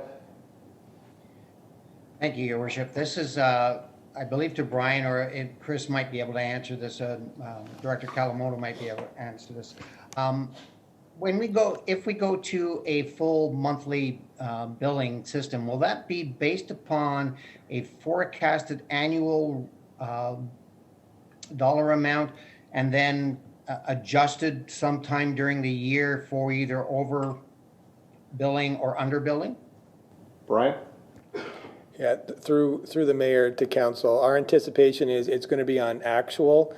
We're still working out the final details on staffing to drive the vehicle around and get the data, but we do want to do it on actual going forward. I think that's where residents get the maximum benefit, and as Councillor Bruno pointed out, it will help identify leaks and keep them most informed. To council, I can also add, I do have the income levels here for a single individual, not including the GIS payment. It'd be $18,600. For somebody that is married or in common law, combined income, depending on the situation, could be as high as $44,000. And I do appreciate the comments of that were made, and I'm not exact. I apologize to which councillor made them, but if we can verify GIS without looking at income levels, that will be staff's preference. Yeah, Councillor Desmarais brought that forward. Thank you. Any further questions, councillors? Okay. Move ahead. Okay. So moving forward, we'll just bring up the next slide. I think needs to come up because it's where we get into a lot of numbers, and we have to. I want to walk council through it. Okay, thank you. So when I present these next couple slides, it's the residential example. The majority of our ratepayers are on the residential side. So you'll see the 2020 on the left-hand side. You'll see the water and the wastewater, the fixed amounts combined equal $930. And you'll see the rate per cubic meter of 1.365 and 1.382. The next set of columns say annualized change, and this comment will be for a number of the slides to come. So if we had have made the rate on the first of the year, that's what the rate would have been, or that's what the impact would have been if we had have impacted these rates at the first of the year. Now these are the rates. The annualized rates are the rates that are recommended. But because you're only paying them from April 1st to the end of the year, the last section where it says blended change, that's the impact for the total year of what a ratepayer is going to pay, because they paid the first 3 months based on the 2020 rates, and they're going to pay the next 9 months based on the new annualized rate. So the blended is the average of the two for the time period of the year. So you'll see that the water rate, what a resident would pay under the historical model with our historical fixed ratios that we experienced last year, would be a reduction in the water bill of 2.9%, but the wastewater, and I realize it's a big number to look at, but the wastewater fixed rate would go up 28% to stay within the same ratios that we had last year. The water variable rate would go down by 3.2%, and the wastewater variable rate would go up by 27.4% to stay within the same ratios. So then when you look at those rates, you still need to say, well, how do those rates apply to different amounts of water purchases? Because every user in the city is going to be impacted differently. So the next slide talks about, let's take those rates and let's combine all the fixed costs and the variable costs. And if you're at a 75 M3, a 100 cubic meters, 125, 150, 175, and 200, this identifies what you would have paid in 2020 versus if we had have started the bill at the first of the year versus what your average is, the blended. The blended is what somebody's going to pay for the total period of the year, for the last 9 months plus the lower rate for the first 3 months. So for this year, the annualized increase, assuming we don't before we bring in the GIS benefits, before we bring in the PAP benefits, would be a 14% increase. Again, council's only recommending a 2.98% budget increase. The difference is the volume numbers in the budget were historically incorrect. We've never achieved the volume that we budgeted, and this is reconciling that to correct it. So we're actually budgeting what we're selling to our residents. And that brings the increase to the 14.6. And you can see under this model, pretty much everything stays the same. There is a slight difference because the fixed rate and the variable rate impacts everybody a little bit different. The next slide then talks about, well, what happens if we take that blended rate and we bring in the PAP program. So if everybody applied for the PAP program, and just for clarity, we budgeted for 25% of people to move to the PAP program, but if everybody went into it, this is what the impact would be. It's almost a 2% reduction to the amount that they're going to pay on their blended rate this year if they were to opt into this program. And then on the next slide, it talks about if you were to take the GIS seniors benefit, and a senior was also that a qualified got the PAP program, it shows what they would get. So in this scenario, you'd see that if somebody was on the GIS and the PAP and they were only at 75 M3, they would effectively have no increase in their bill. So the citizens of the city that are of, I guess, most need, proposed by introducing the seniors GIS, would not see or would not have to experience the increase that is that's proposed. Again, it's not because of the budget increase, it's because of just reconciling the volume within the budget. So before I move on, the next set of slides actually talk about, well, what if we make this all fixed on the wastewater? So I guess, is there any questions on those 3 slides to council, 3 or 4 slides to council on the impact to a resident? Question, councillors? Okay, move ahead. So the next slide, to go into the next slide, just before we talk about moving the whole, or an option to move the whole wastewater bill on the residential only to fixed, just a couple comments on it. I did include some commentary in the report, and I believe some councillors have had some questions with respect to that, and I've tried to add a little bit more commentary here. So I think when you're looking at, do you want to move it? Do you want to move the wastewater fixed, to go to all wastewater fixed? A couple questions to ask ourselves is, one, the nature of costs, variable versus fixed. So one consideration is, like, how much does customer volume changes impact the costs? And I actually produced another slide right after this that we can look at that in a little more detail. The importance of access versus the importance of volume. So for example, I think the comment there is, somebody that needs 200 cubic meters has just as much of a problem as somebody that needs 175 cubic meters, or somebody that needs 75 cubic meters if there's nowhere for the wastewater to go. They all need access to the system. The goal to potentially stabilize the billing for the customer and for the corporation.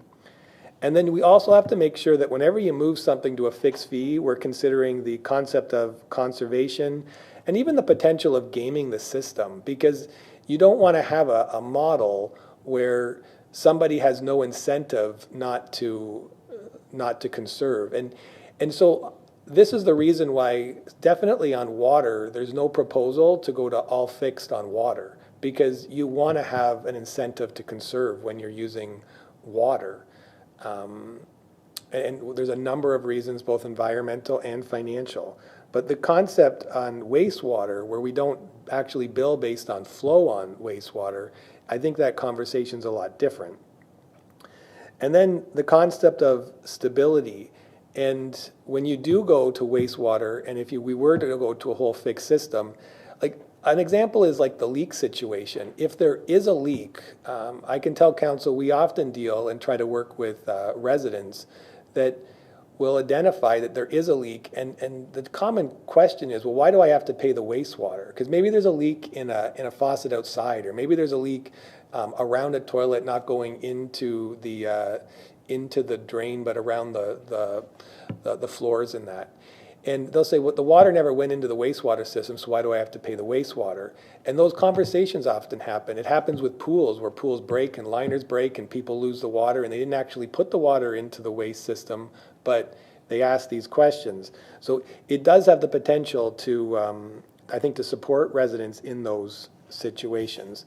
So I mentioned another slide, and I apologize. I hope I do justice in following this. So I think the question is, well, how much of the wastewater system costs are actually fixed versus variable? So if you look at the first box up top, 71% of our costs in our budget are going to come from the Niagara region, and 29% of those are coming from the city. Now, the reality is, if a citizen on wastewater uses a little bit more or less water, it's really not going to change our budget, because a big part of our budget now is going to capital, or it's going to people to do the capital work. So if they're going up and down, we're not really, those costs are pretty fixed for us. Like, they're not going to change. I agree they could be step fixed, in the sense that if we added 1,000, 2,000 houses to the city, you will have to increase costs, because you're going to have more pipe, et cetera, to maintain. But in the current model, in the current growth trajectory, those costs are pretty fixed. On the regional side, the region would argue that the majority of their costs are fixed, and that's why they charge us, and they'll tell you, here's what your fixed 3-year bill is. There is some reconciliations, but again, those are fairly minor in comparison to the total fixed bill. And I think it's really important when you think about the Niagara regional costs. When we, out of the 71% of our budget that we give to the Niagara region, 73% of that is for I&I. It's not for, and I think Councillor Wells was also trying to identify this earlier, that most of the stuff we're saying to the Niagara region is not because of people in their houses using the water system. It's because of I&I. It's the natural system going in.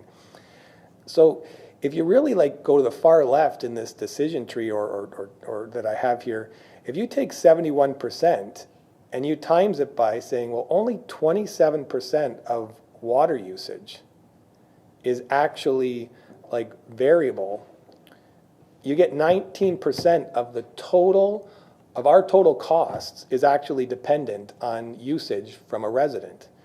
But then you also have to say, but not all of that usage is going into the wastewater system. And I just said, for argument's sake, let's say 80% does, 20% doesn't, because it's watering lawns or pools, etc. So I guess there's an argument to say that only 15% of all the costs in our wastewater system are really being adjusted because of a resident's usage. Another way to say it is almost 85% of our costs are fixed in some respects, because a resident's usage isn't really impacting it. Now, I think we can have a lot of conversations about the reality that if we do have a high rain, our costs to the region are going up, but they're not going up because of a customer. And what they're doing is they're leaving the city short. So the question is, how do you best address it? And one way is to go to, or to consider, the fixed model, because once you get to that 85, you're at a fixed model. And moving all the way in helps with the administration and can help with the stability, both potentially for the resident and for the city with achieving budget and having the dollars to get the capital work done to get wastewater under control. So having made those comments, I'm going to walk through the same numbers, and then we can have a conversation about the two models, because I'm sure there may be some questions. So on the next slide, and this is in the report, this is the recommended rates that would come out. For water, it's the 1.307.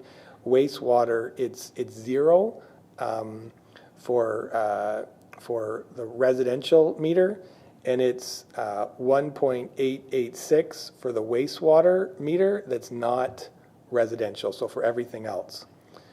You can see the fixed rates down below. You'll see that the residential 5/8 to 3/4 meter, you can see what the fixed rate would be. You can see what the 5/8 to 3/4 would be for the non-residential. And you'll note that that number for the non-residential is the same as what we just talked about in the previous slides. It is the traditional variable, fixed versus variable, because we're not suggesting changing it for business.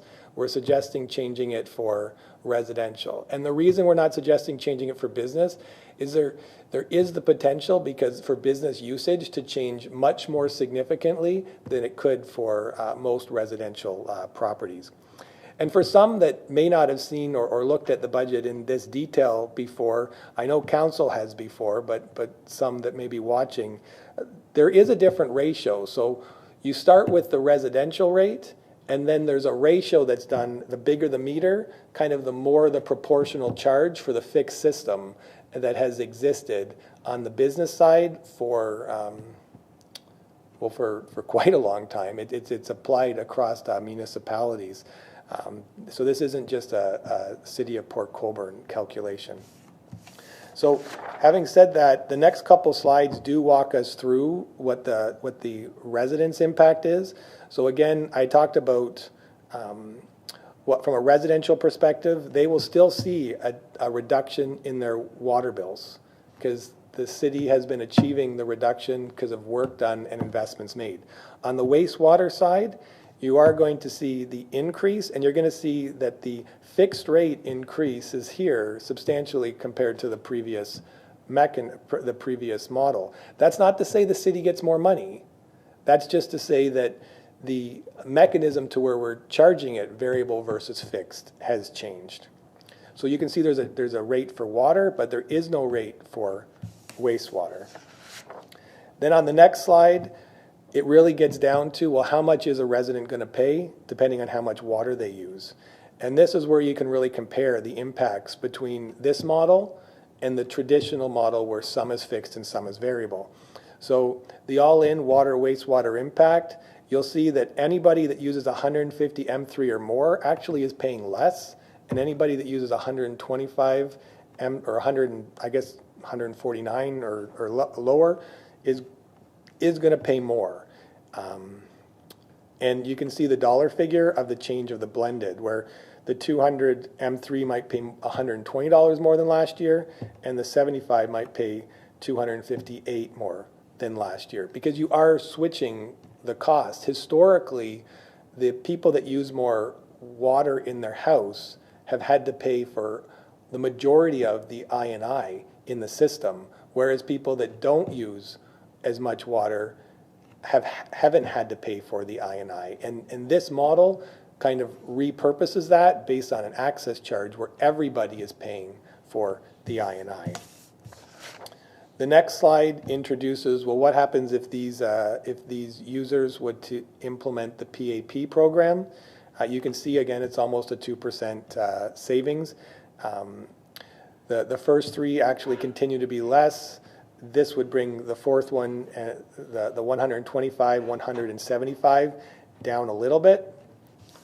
And then the next set of slides talks about the residential example. Well, what happens if we bring in guaranteed income supplement and the PAP? And this is where I identify and I highlight. I'm sorry, I was going too fast. Next slide. Okay, I wasn't looking at my slides. Can I go to my next slide? Sorry, council, for that.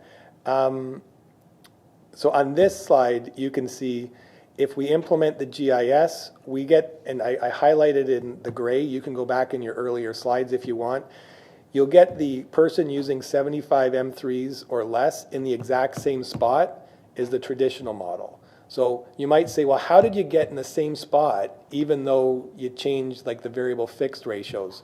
Well, what we did was in the one model, in the traditional model, we're suggesting to council that you'd set the rate at $152, the grant.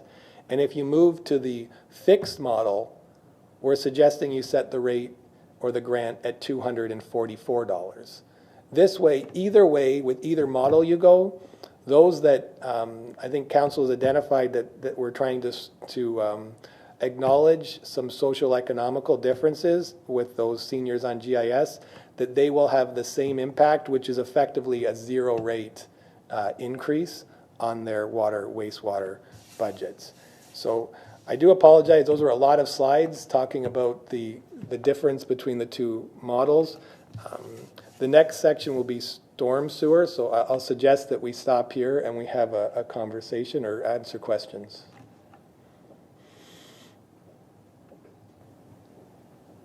Okay, Councillor Beauregard. For your worship, to Director Bowles, if council decides to go with the fixed wastewater, the charge that is in the presentation and in our report, could we expect that charge to maybe stay the same the next year, or for some future years until the problems that we're trying to address are fixed, or do we expect that it'll change maybe next year too? So. Bowles? Through the mayor to council, it is hard to predict the future because the infrastructure needs work is ongoing. And I'll stand to be corrected because there will be inflationary pressures that no doubt will be experienced. But I would propose to council that when you set this new rate, because citizens are actually only paying it for the next 9 months, that rate will actually flow into the following year, and it's going to naturally give the 2022 budget a slight increase. I don't anticipate you're going to see a major change in these rates at this point in time, but I would appreciate council understanding that as the capital work is investigated and Public Works puts together their plan, and based on the comments that we heard earlier about wanting to get shovels in the ground and get this I&I down, that recommendation or that comment potentially could change, and we'd let council know as we move forward. Councillor? Okay, thank you. Okay, any further questions, council? Okay, continue, Mr. Bowles. Okay. The next section here is the storm sewer. I guess the rates, these rates are actually a lot simpler to show the calculation because we haven't had a volume differential and they are already 100% fixed. So we do show the 2020 fee, and for all the categories that were previously approved, we show what the 10% increase would be on each of those in this, and it has been included in the report for council and for the public to read. Are we on this? Yeah. I think the larger question on the storm sewer is not so much on this chart where we actually see this as 10%, because I think most councillors expected if the budget went up 10%, that would mean a resident single property home would pay $10 more.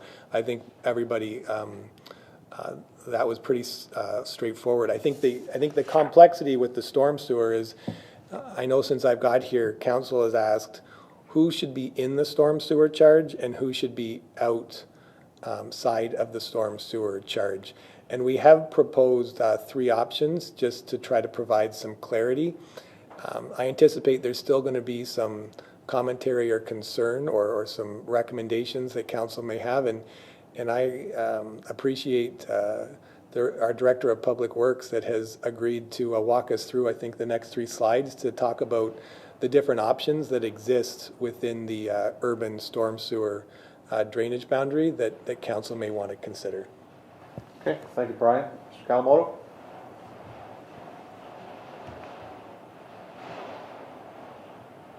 My apologies. Thank you, Mr. Mayor, through you. We're going to present tonight 3 different options with regard to the storm sewer. Obviously, the first one is the do nothing, and that's not one that staff are recommending.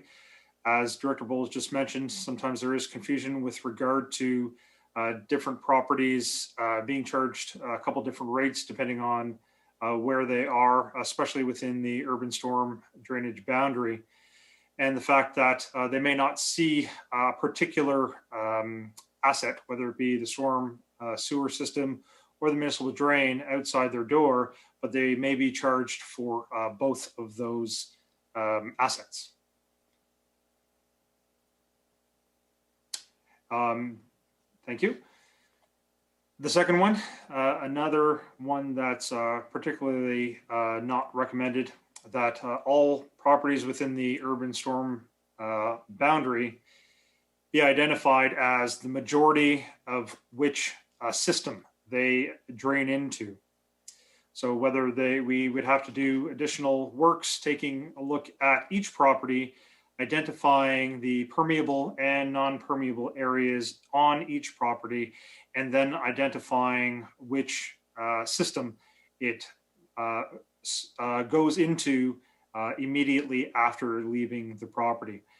This could be highly contentious. It is a very labor-intensive program, and as the stormwater or the sewer system or the municipal drains are replaced, the property owners receive larger one-off invoices as opposed to ongoing smaller invoices. If we can go to the next slide, thank you. Then this is what we are looking at recommending to council, is that all properties within the urban boundary are charged just one rate that includes the payments for both the municipal drains and the storm water system. It's under this option that there is only one rate for the property, so there is less confusion, and it is looking at both the municipal drain system and the stormwater system as one drainage system for the area. What happens in this in the urban storm drain boundary is that even if the property drains into a storm system or into a municipal drain, it eventually leads into another storm system or municipal drain to make its way out to the lake. So taking a look at it as one system within that one drainage area, that all of the properties use that one system that eventually ends up to the lake. That's what we're recommending today. So everybody in the urban storm drainage boundary is considered in that one drainage system. Thank you. Great, thank you, Chris. So questions to that, I have Councillor Bagu.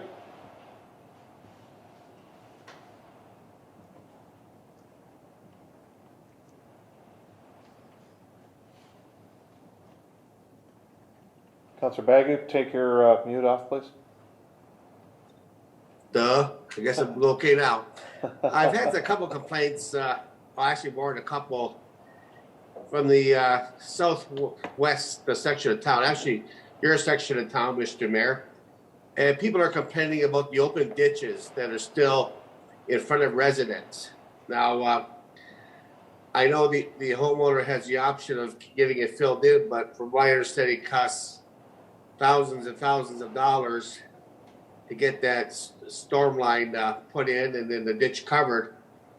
But do other municipalities have some sort of incentive to get this completed? Or, like Chris would probably know, he's been in different municipalities. I think what I'm asking is there something we can do to help the residents get these open ditches? Because they do get residue in the pipes and that, and especially going out to Rosemount, where we had a big problem there last year, the year before, flushing out the line because it was all plugged up. So is there something available, Chris? Mr. Kawamoto? Through you, Mr. Mayor, to Councillor Bagu. As cities and towns start urbanizing and they move higher density residential areas from low density, transfer them to higher density residential areas, often those municipalities do urbanize areas, and that is a full reconstruction of the road that does include the ditches and curbing, drainage, etc. So it is often very expensive when municipalities do that. I have seen it done. I have worked in municipalities that have urbanized their rural roads. It is an expensive undertaking. we also, just to fully answer the question, we do have a storm flushing budget that the city does have. So if there are storm sewer systems within the area that are clogged up, if any resident would please call the city if there are any public assets that are plugged, we will be more than happy to take care of that and get the stormwater flowing more appropriately. Chris, just to further with that, from what the councillor asked, so and I'll take the corner of Sugarloaf and Schofield, where most of Schofield, the people have paid over the years to cover the ditch in front of their home and put a drain pipe in, and there are still some that have the ditch.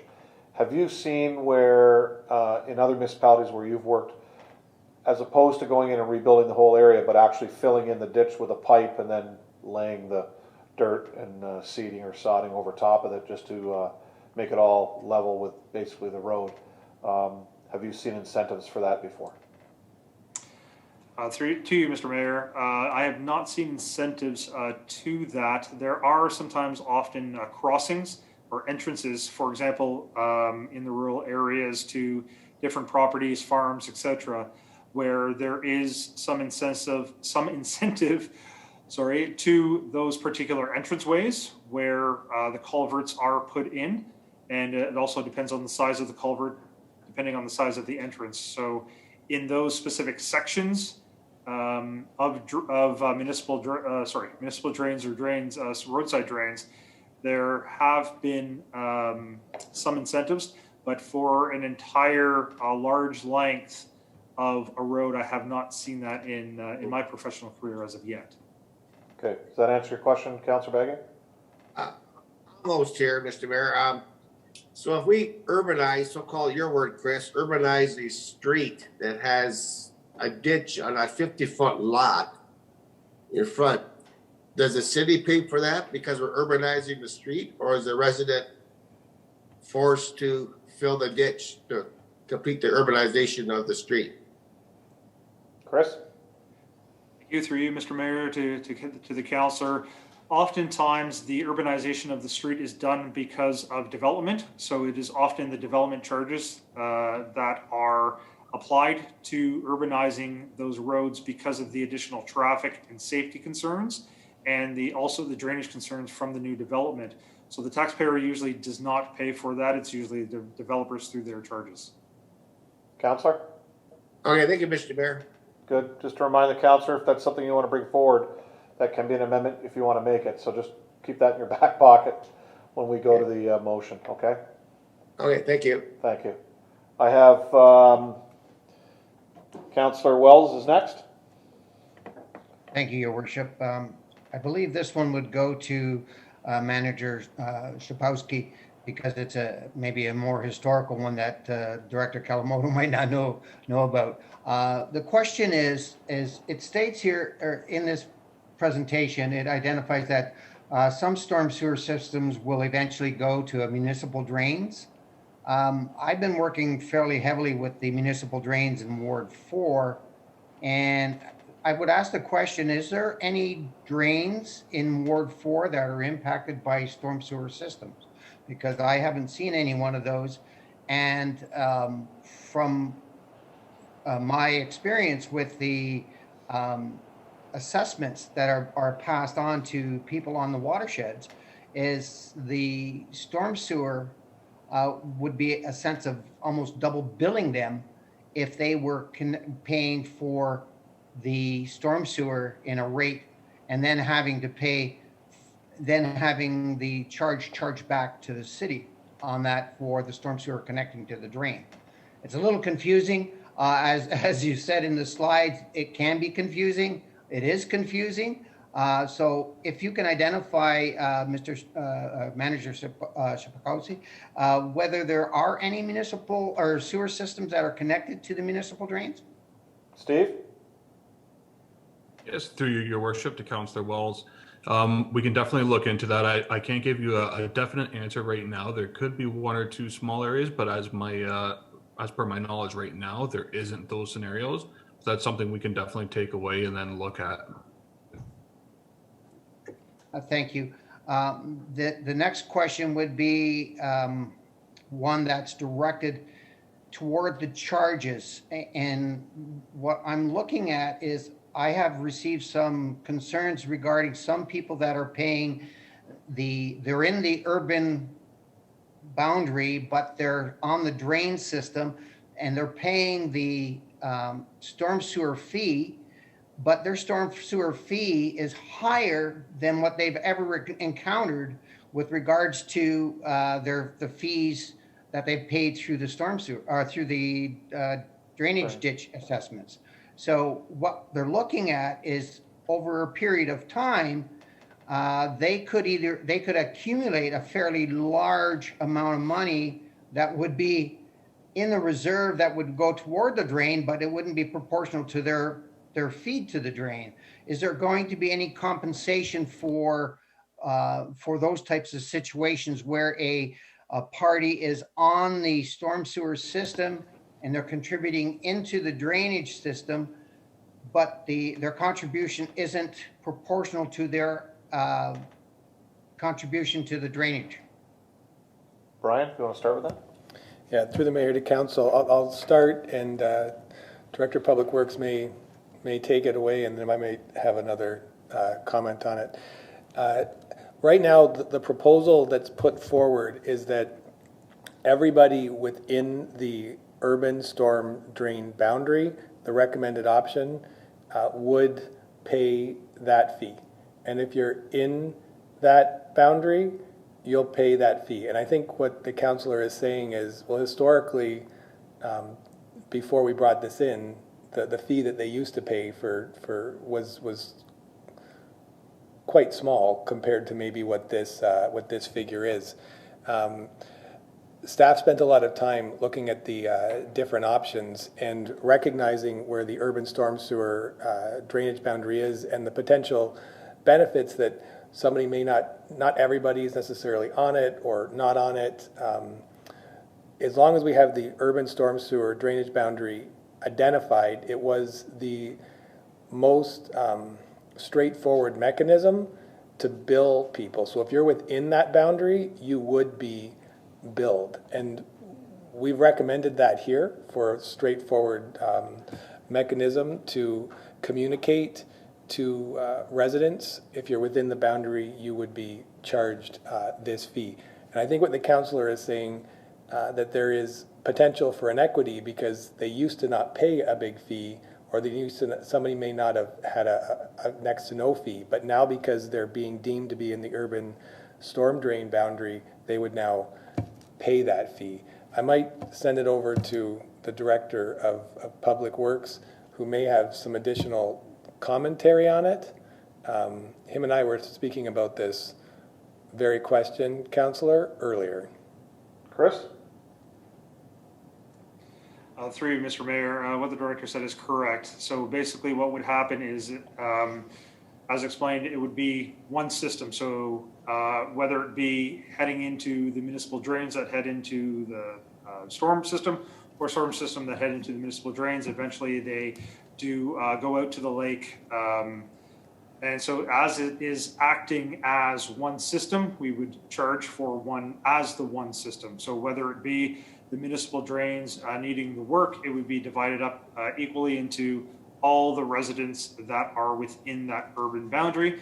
And the same would be for the storm sewer. So it would just be the one charge, and it would be a charge basically that has both type of assets in that one particular charge. Councillor?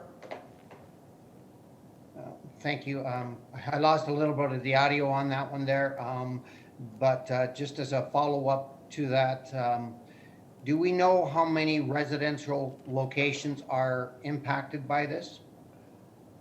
Brian? Yeah, through the mayor to council, I might actually have to send that over to our manager of engineering, Steve Shapowski. I'm not sure if he actually has the exact number, because I guess I'm going to go still being, I'll play the new card, still being the 1 year kind of thing. the research that I did talking to staff, and maybe something for council to look at, is I think a philosophy when this fee came out was to try to keep it simple. And I think going back through the notes, there did seem to be discussions about equity, because some people may historically have had to pay for some sort of drainage work. And now, instead of now, what was going to happen if you were on both drains? And the number and who was actually impacted on both, I know staff has tried to calculate numerically a number of times, but there always seems to be a what if, or a yeah but. And that's where the complexity with I think the councillor's question comes, is like, how do you assess a fee when it is supposed to be a fee on everybody in the urban storm drain boundary? And if you're doing that, everybody that's being charged it is everybody within the urban storm drain boundary. If the manager of engineering may be able to provide that number, hopefully I bought him enough time to actually think about an answer, and I'll hand it over to him now. Steve, do you have an answer to that? Through you, your worship, Brian did buy me enough time there. So we do have, within the stormwater boundary, there's 6,628 properties. And of those, though, Steve, how many would be not quite on the urban stormwater system, but would be in the urban area? And I think where the councillor's talking about is primarily west of Elizabeth Street all the way to Lorraine Road kind of area, where the urban boundary goes out, and it's mostly rural, except for when you get to the end of Bell and Johnson and Christmas. But as you go out where Snyder Road and maybe even the councillor's house, I'm not sure if it's in their urban boundary, if he's still in the rural where he is. But I know when you move out east of Port Colborne, Lorraine Road is, or just a little bit past Lorraine Road, is the legal urban boundary, and then it goes down to the Friendship Trail, and then it's considered rural beyond that.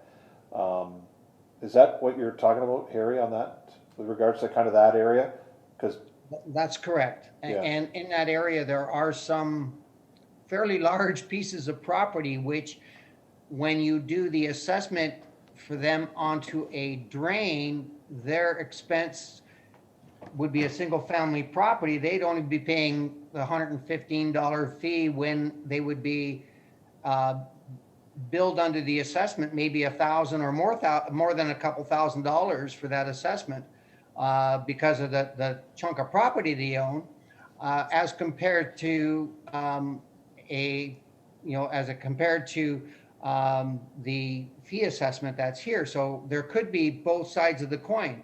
Someone getting a benefit for paying only $115 as compared to somebody paying, less than that when they're on the drainage fee. So again, it's you're right, your worship, on the area, but I'm seeing both sides of the coin. I'm seeing winners for having to pay $115, and I'm seeing losers for having to pay $115, which to me is not equitable. okay. So that's something between Chris and Steve that could, obviously there are certain areas where they are in that, I'll call it a gray zone. Is that something that we can tweak within this model? Because I don't believe you're talking about really a lot of houses here. Brian? Yeah, so through the mayor to council, and to the mayor on this one, well, it may not be necessarily an overnight solution. We have had some discussion as staff about the potential, if council was to direct us and go potentially with option 3 to say, like, if you're in the urban storm drain boundary, you're charged the fee definitively, because that leaves definition. But then for council to direct us to consider bringing in a third party, just like you would an engineer, like with respect to drainage, and consider drawing for the purpose of this fee a new boundary.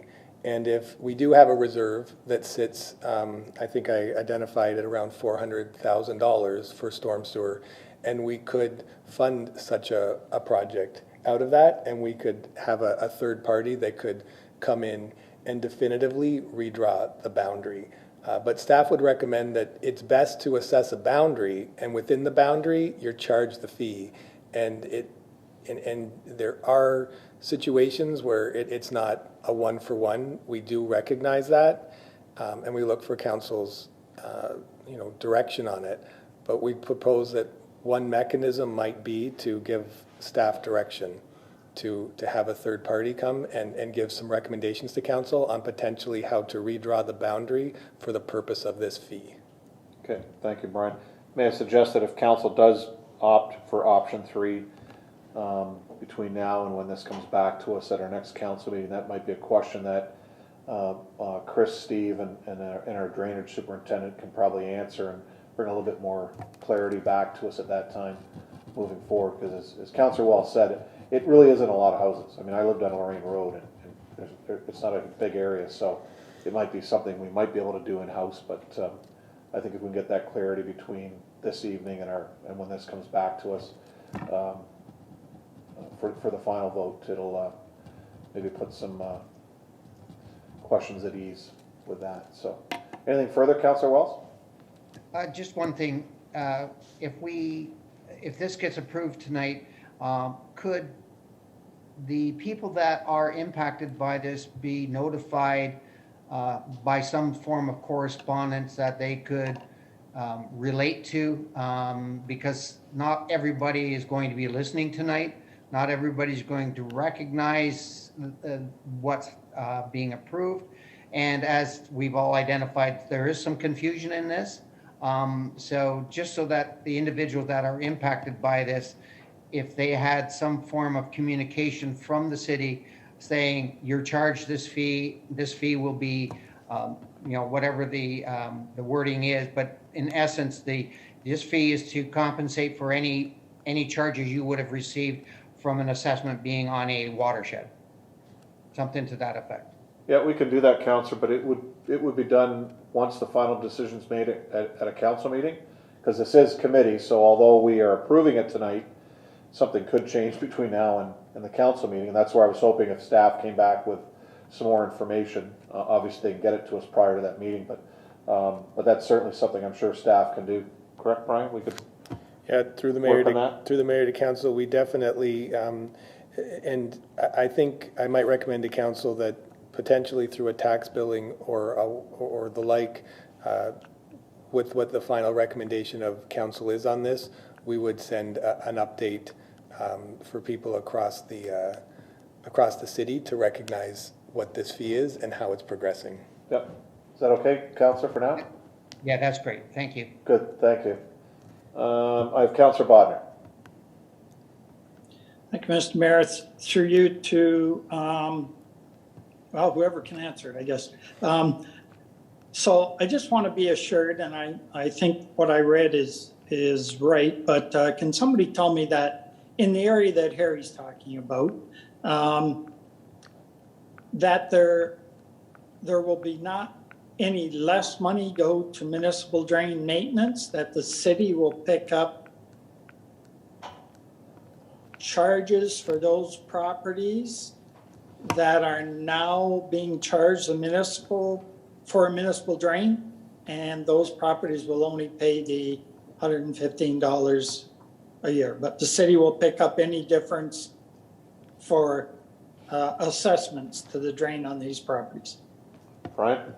Yeah, through the mayor to council, yes. So if you're in the area, you're only going to charge this fee. We won't send you the traditional drainage bill. So the budget will encompass all those costs going forward. Okay, so have you done the math to see whether the city ends up paying more that way?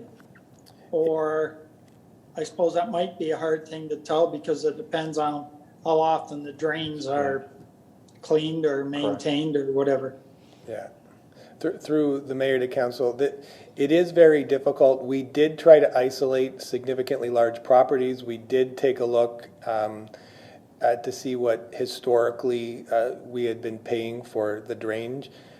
We also looked at the potential of pulling people out and the revenue loss, and the balance, I guess, of probabilities suggested that it may be a little more costly to the total budget in the long term, but pinpointing that exactly without doing a full study was not something that was achievable. But we would suggest that the cost is not going to be insurmountable to encompass within the budget going forward compared to what historically we were charging out for that drainage work. Yeah, because I think, Councillor, that through our drainage superintendent, again, it being such a small area, I think, and you can correct me if I'm wrong because it's your ward, but I did live there. I think it's like 2 drains, or there's 2 main huge ditches that go in. One we're doing right now, which runs basically through the St. Therese school area and then down through Snyder Road and out into the lake. And the other one comes across and used to hit just south of my house on Lorraine and went across and then met up with that whole system that went down to the huge drain that's right along Lakeshore Road East there. So I think that's something the drainage superintendent can tell us on where those drains are in the system as far as, well, we know one's being done right now, but as far as where they are and really what is the plan moving forward from now, and once that drain is complete, and what her anticipation would be on the next time you'd be looking at that. So, but you're correct, is that we should be looking at that, because I think Councillor Wells had a perfect example. So if they're all assessed let's say every 10 years that drain's cleaned and they're all assessed around $1,000, well, if they're paying $115 a year now, over a 10-year period, they've paid that into the system that they would have paid anyway. So, but I think the drainage superintendent might be able to clarify that for us a lot easier. Can someone just off the top of their head, does this include, is Whiskey Run in the boundary? No. The boundary goes to Lorraine Road and goes south to the trail, and that's it. Anything south of the trail to the lake is still in the agricultural rural area, unless that's changed. Chris, do you want to clarify that? Through you, Mr. Mayor, what we can do is we can clarify within the entire map, identifying the drainage area itself, the urban drainage area itself, and the municipal drains and stormwater systems within those drains. Okay, is that all right, Councillor? Sure, absolutely, that's fine, thanks. Okay, thanks. You're all set? Okay, I have Councillor Bruno. Thank you, Worship. You'll recall a few months ago, Councillor Wells and I both had the same issues with some sort of fringe areas, but I would like to point out that, and there is some case law on this because some people are looking into it in my ward. There is what people are describing here today is the urban drainage boundary. And I'm not so sure whether staff wants to comment on this, but there also is the urban service area. I like the idea, and when Councillor Wells and I were talking about it, and back when Councillor Bodden when this first came in, I agree with Mr. Bowles. There are ultimately, as it pertains to all the people that are charged the storm sewer charge, the number of homes that are in this gray area that needs to be adjudicated. I like the idea of having somebody come in on it.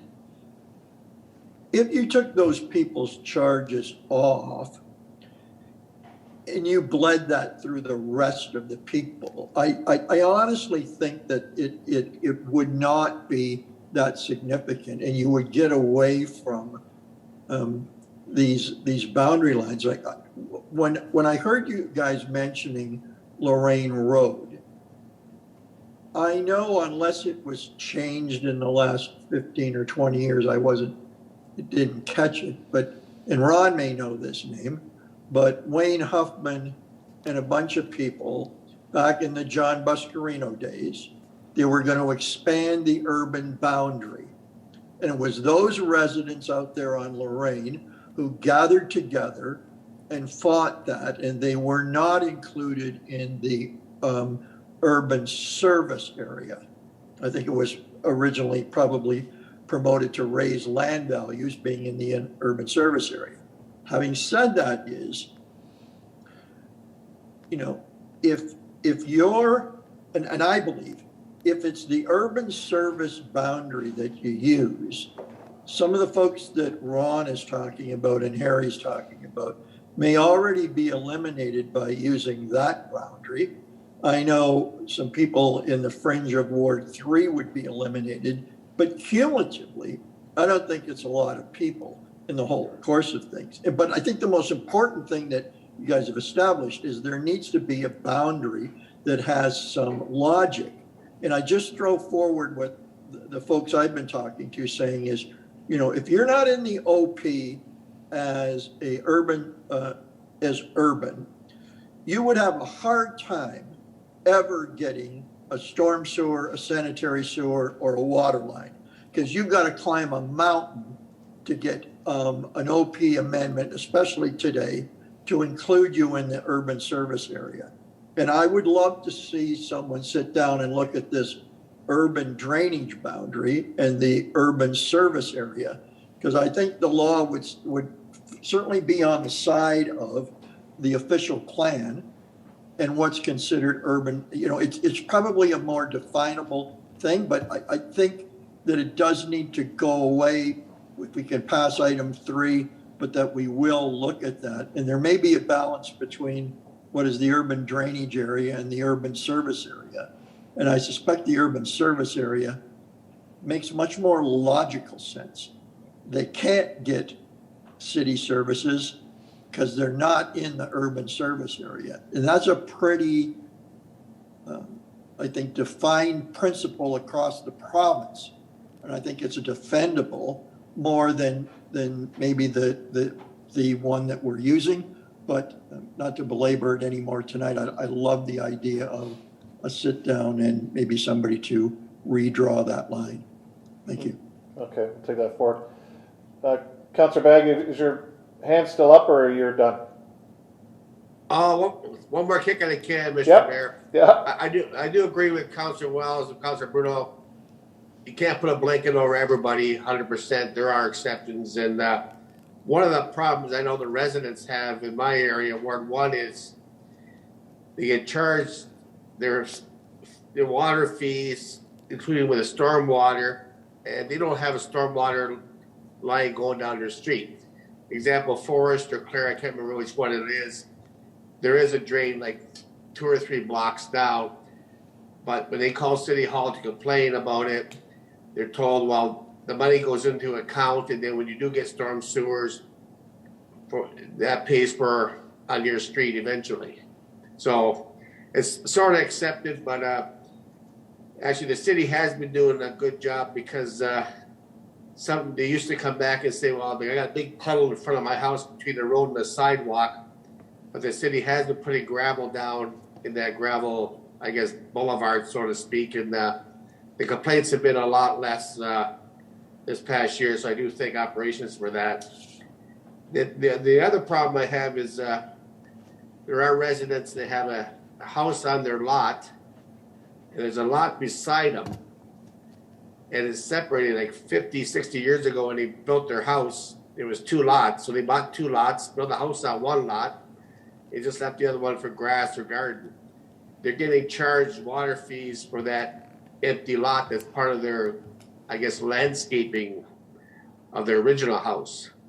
So that's one issue. I know they've called City Hall a few times about that. And then the other issue is if somebody has a big lot and they have a house on one side of the lot, more property, they want to sever that lot. Do they start paying water fees when they separate that lot? They pay the fixed charges, Councillor. I do that right now with the property that I own. I have a vacant lot and my office lot, and I pay the fixed charges on my vacant lot, which is my parking lot at my office. But yes, so if you own a house and you have a big property, but it's legally 2 addresses, one address is gonna get charged fixed charges. You're not gonna pay a Right. water fee because you're not using water, there's no water line. But you do pay into the system. Yeah. Okay, Mr. Mayor, thank you very Yeah. much. I mean, staff can correct me if I'm wrong, but I know my bills that I pay, so. Yeah, to the mayor, you are correct. It's one thing I do Next pay time I'll attention. park on your lot just to make it look good. So, I mean, I agree with the counselor that they're best to probably let them merge. I mean, I do it only for a business reason, I leave them separate, but if I owned a house and I didn't want to sell that lot, I'd probably merge it, and then you would save that fixed fee every year, or every billing system, so. But that is true. That pipe goes by your house, you're paying a fixed on the water, and you're paying a fixed on the sewer. Yeah, I know there is a fee to have the lots merged together. Offhand, I don't know what it is, but Well, over time, it's probably way less than paying their water and sewer fixed rate, I would think. right, yeah. Yeah. Okay, thank you, Mr. Mayor. Good. Any further questions on this portion? Okay. Next. I actually have one more, maybe 2 more slides for council. Implementation dates, if you were to approve the rates as proposed, we would look to open up online and paper form where people could call in and we could get them the paper application. We continue to work through COVID, so that may be us mailing, or that may be us allowing people to come and pick one up. We'll work with a program to develop that, to get it to those that can't download it from the computer. Our goal would be to allow people to start applying by April 1st. We'd also be looking to update the rates for April 1st. And then the PAP program would be implemented for the monthly billing, and we'd also be giving the $25 to anybody already on the program, but that would go live as we go live in October with the monthly billing, and we'll allow people to start signing up for the PAP program before we go live with the monthly billing. So that's implementation dates. That's what we're aiming for. And then the recommendation, again, on the next slide, is what's set out in the report. And again, we look to council to provide any direction, and happy to take that direction. Great. Thanks, Brian. If you want to pull up everybody so I can see them. Okay, thank you, council, and thank you, staff. So on this rate setting 2021-84 report, the recommendation is that Corporate Services Department Report 2021-84 be received, and that the 2021 water, wastewater, and storm sewer rates as set out in page 5 and 8 of the report 2021-84 be approved. To get it on the floor, I'm going to have councillors Kalaliff and Bagu put that on. Councillor, as you know, there were several amendments that staff had brought forward to this. Does anybody want to start with any of those amendments?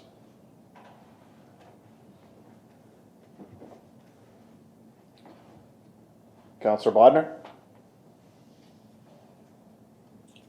Is this where we're gonna pick up Councillor Wells and Councillor Bruno's thoughts of using a different boundary?